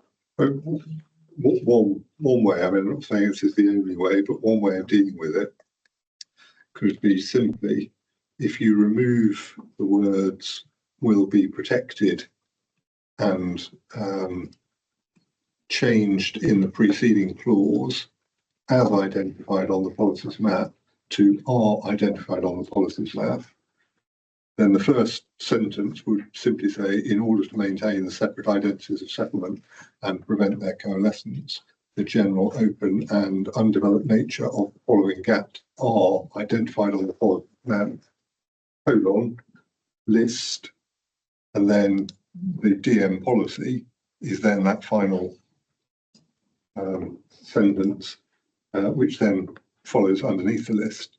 So the first part of the policy is simply identifying where they are, and the second part of the policy is telling you what then the restraint is within those identified areas.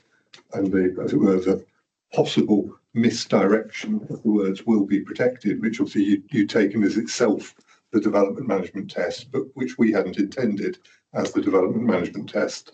That's one way of dealing with it.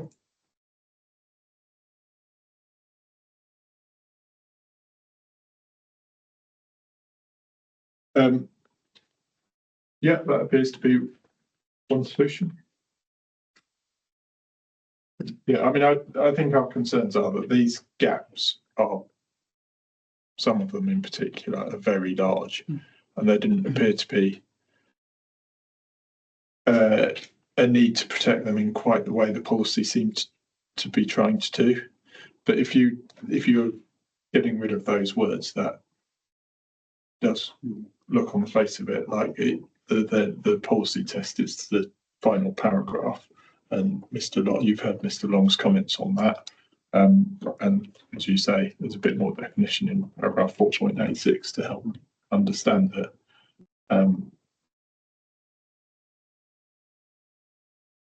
Yep. When looking at the final part of the policy, I think when we were looking at the coalescence study, I think that's given us kind of suggested text or an example text. I mean, it says here where it can be demonstrated that there is no significant adverse effects. So the test is the kind of significance. So there could be an adverse effect. How could it be with development?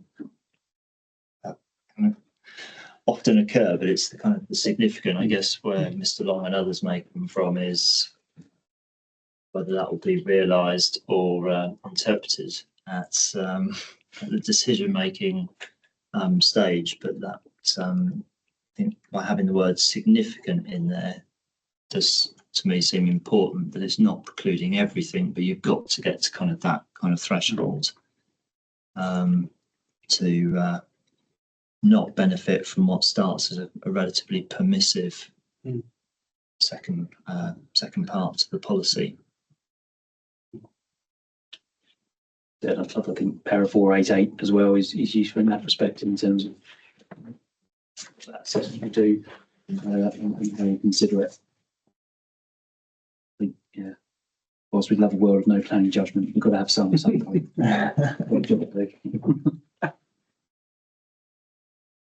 Thanks, Brian. Oh, yes. So will I think lawyers are up for the job as well. Okay, so that, yeah, that's another one that you need to have another think about, but there's some suggestions there. The only other question I had, I think we've covered, because it's the relationship between policies and designations. My question 4.17, but I think we've covered that the other day. Yes. So is there anything else on preserving settlement identity? Must no.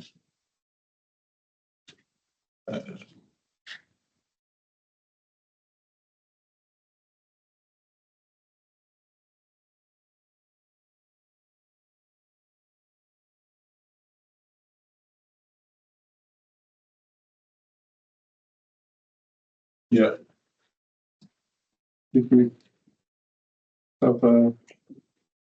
Yeah, you suggested a change to policy. Yeah, I think you've done this. So there's a policy to change to policy EB11, but you said that's a minor modification, so that presumably doesn't go to soundness.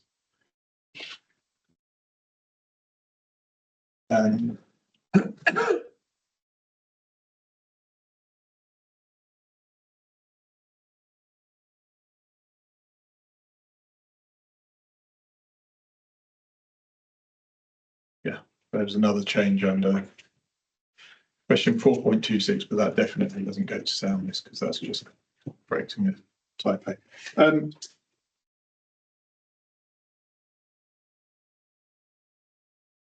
think that covers everything on the environment section, in which case I think we're going back to where we left off this morning, which was monitoring and review, wasn't it? I'm not sure that anyone was involved other than the council, so in that section. We're pleased to hear this won't take very long on monitoring and review. So just to come back to the end of matter 9, issue 4 this morning. Council's obviously addressed this in its matter 9 statement, but just very briefly with the council in terms of follow up to MI matters and issues question 20. Sorry, council will need a bit of time, or No, I'm just getting the hearing statement out. So okay. I'm listening. So our matter issue question 920. Obviously, the plan itself contains a monitoring framework. After things at section 10 of the plan.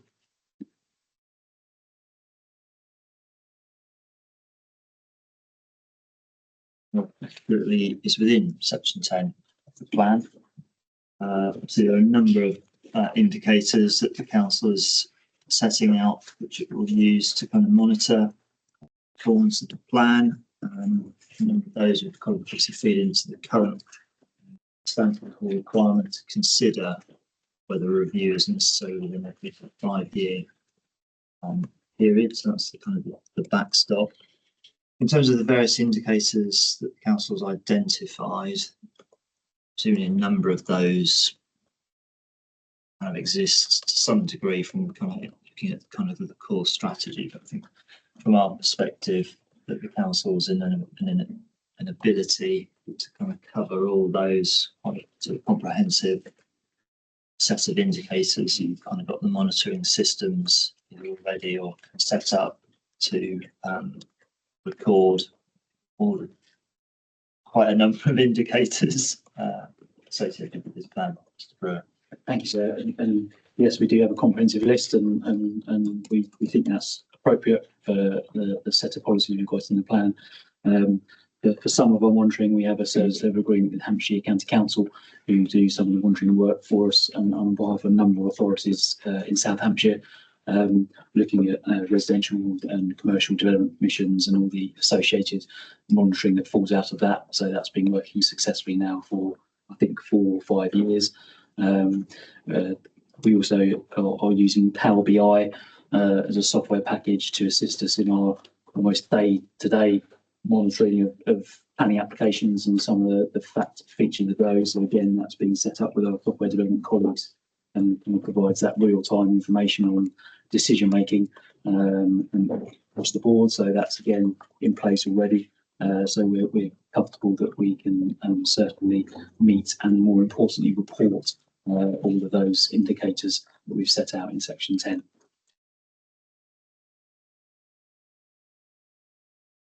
Thank you for that. And then under the section 10 on kind of monitoring and review, I think Mr. Brew brought this to our attention at previous sessions at section 10.7. There's 3 particular key indicators around housing delivery that were one of those to kind of be infringed. That would instigate a review.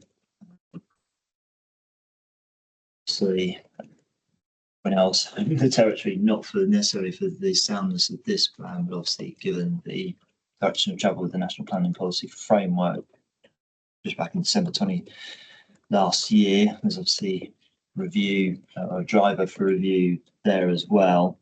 In terms of those particular indicators, I think we identified at our MIQ 921 their effectiveness and the ability to monitor those. Obviously, first 2 are relatively face value, relatively straightforward. On windfall, coming back to it, it's going to exclude kind of small sites that have currently got planning permission. This will what I'll describe as genuinely unanticipated sites from whatever the relevant monitoring year will be from the point of plan adoption. Thank you, sir. So yeah, I think that would be the starting point, would be the first monitoring year post plan adoption, and it would be the 3 years following that. So there may be in perhaps that first year some existing sites we've got permission picked up as part of that, but as I think we set out on our conversation around windfall, generally the quicker turnaround of those smaller sites is likely to be that once we get to kind of post adoption years 1, 2 and 3, the majority of the stuff we've got on the books at the moment in that kind of 0 to 4s will probably be either built out or underway. So and I think again we've tried to, I guess in some way, slightly overtaken by events from the NPPF of December 2024. But again, this was just our kind of reflection on the approach, the general approach we're taking the plan to housing, and making sure that we weren't just effectively, I think, if the plan was to adopt it, then just sitting back and saying, fantastic, we recognise what we're trying to do and the approach we're trying to take, and these triggers talk to that. But I suspect we will be overtaken by events from the NPPF in December 2024. In terms of those indicators, it's over a 3-year period. So looking at the wording above,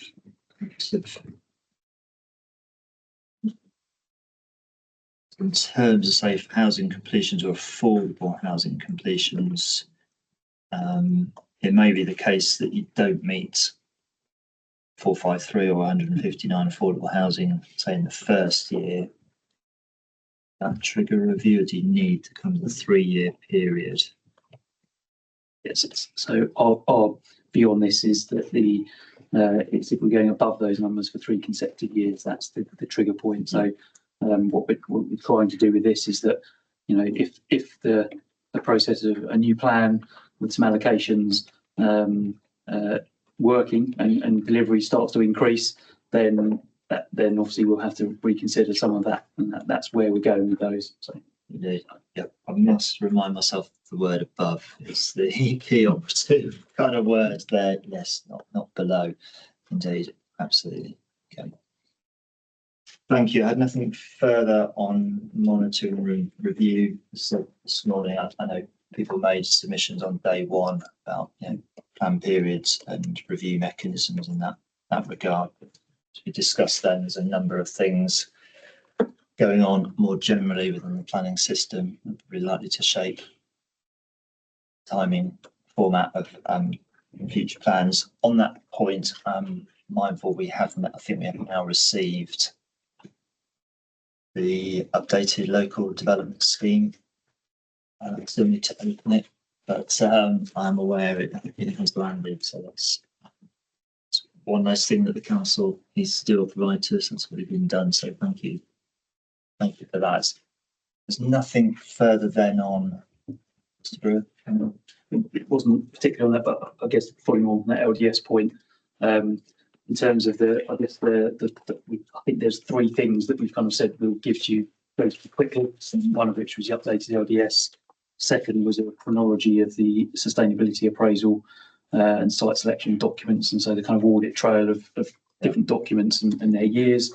And then the third, I think, fell out of yesterday's conversations, which was a table of the windfall and just saying how many across each of the last 8 years of those windfall completions were within settlement boundaries. And I think from my notes, they're the three immediate things we're going to do. There's lots of other bits of homework which perhaps we'll take away and think about, and we'll wait for a first response from yourselves. But I think from our perspective, they were the three immediate things which will, again, those other two will get to you in the very early part of next week. From yesterday, I don't know if was the housing market position statement. Yeah. You referred to that. Yeah. A number of times, Mr. Brewer. But yes, we'll go back over our notes from the last sort of 2 weeks. If there's anything immediate, we'll let council know if it's something we're anticipating in terms of additional evidence or materials. We'll let you know. Yeah. So nothing further on matter 9. So that concludes that. And at 4:30 on a Thursday, I think that brings to a conclusion the kind of hearing sessions we've had over the last 2 weeks. So at this stage, I was just going to wrap things up. The benefit of those in the room in a number of ways.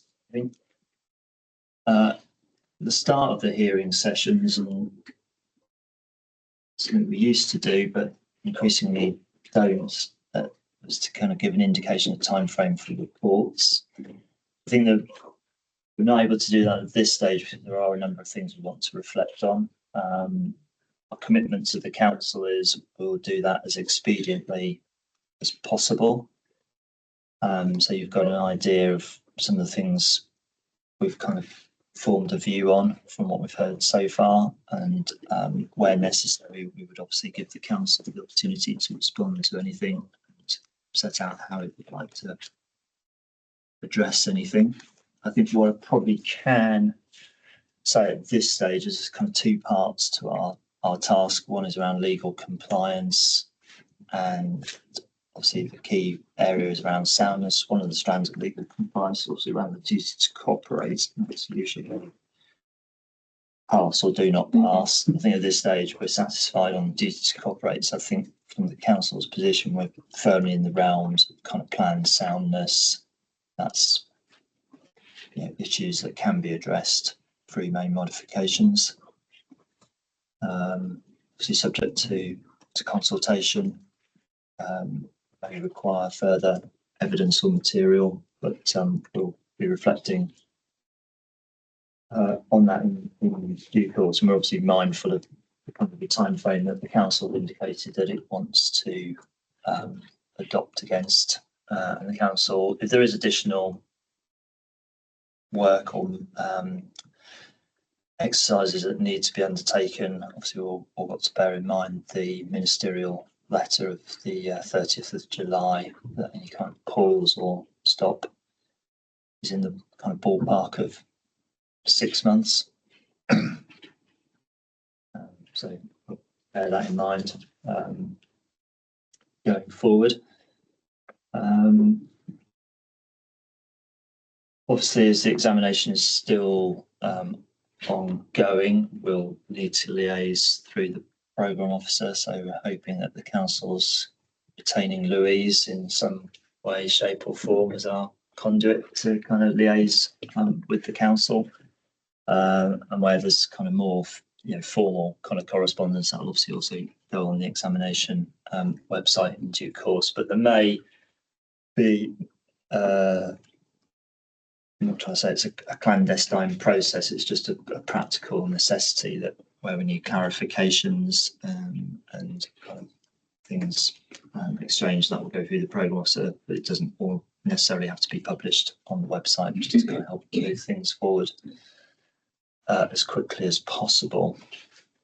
So that's probably as far as I can sort of go in terms of where we are sitting here now today. I don't know if there's any further clarifications the council wants and kind of next steps. And obviously, these hearings have been a key milestone for the examination process to date. So it's good that we've been able to hold them relatively soon after plan submission. No, it doesn't. If there's nothing further on the kind of procedural side of things from the council, I think the only thing that there perhaps needs to be there's some dialogue between the council and the programme officer once we have collated the pieces of information that we think that you have asked us to look at. Because some of that you may want to have before you issue any interim letter. Some of it you may say, well, we don't actually need that at this stage, but we would like it. And some of the things that we've been talking about, in a sense, don't go directly to the heart of matters. Others might go more substantively.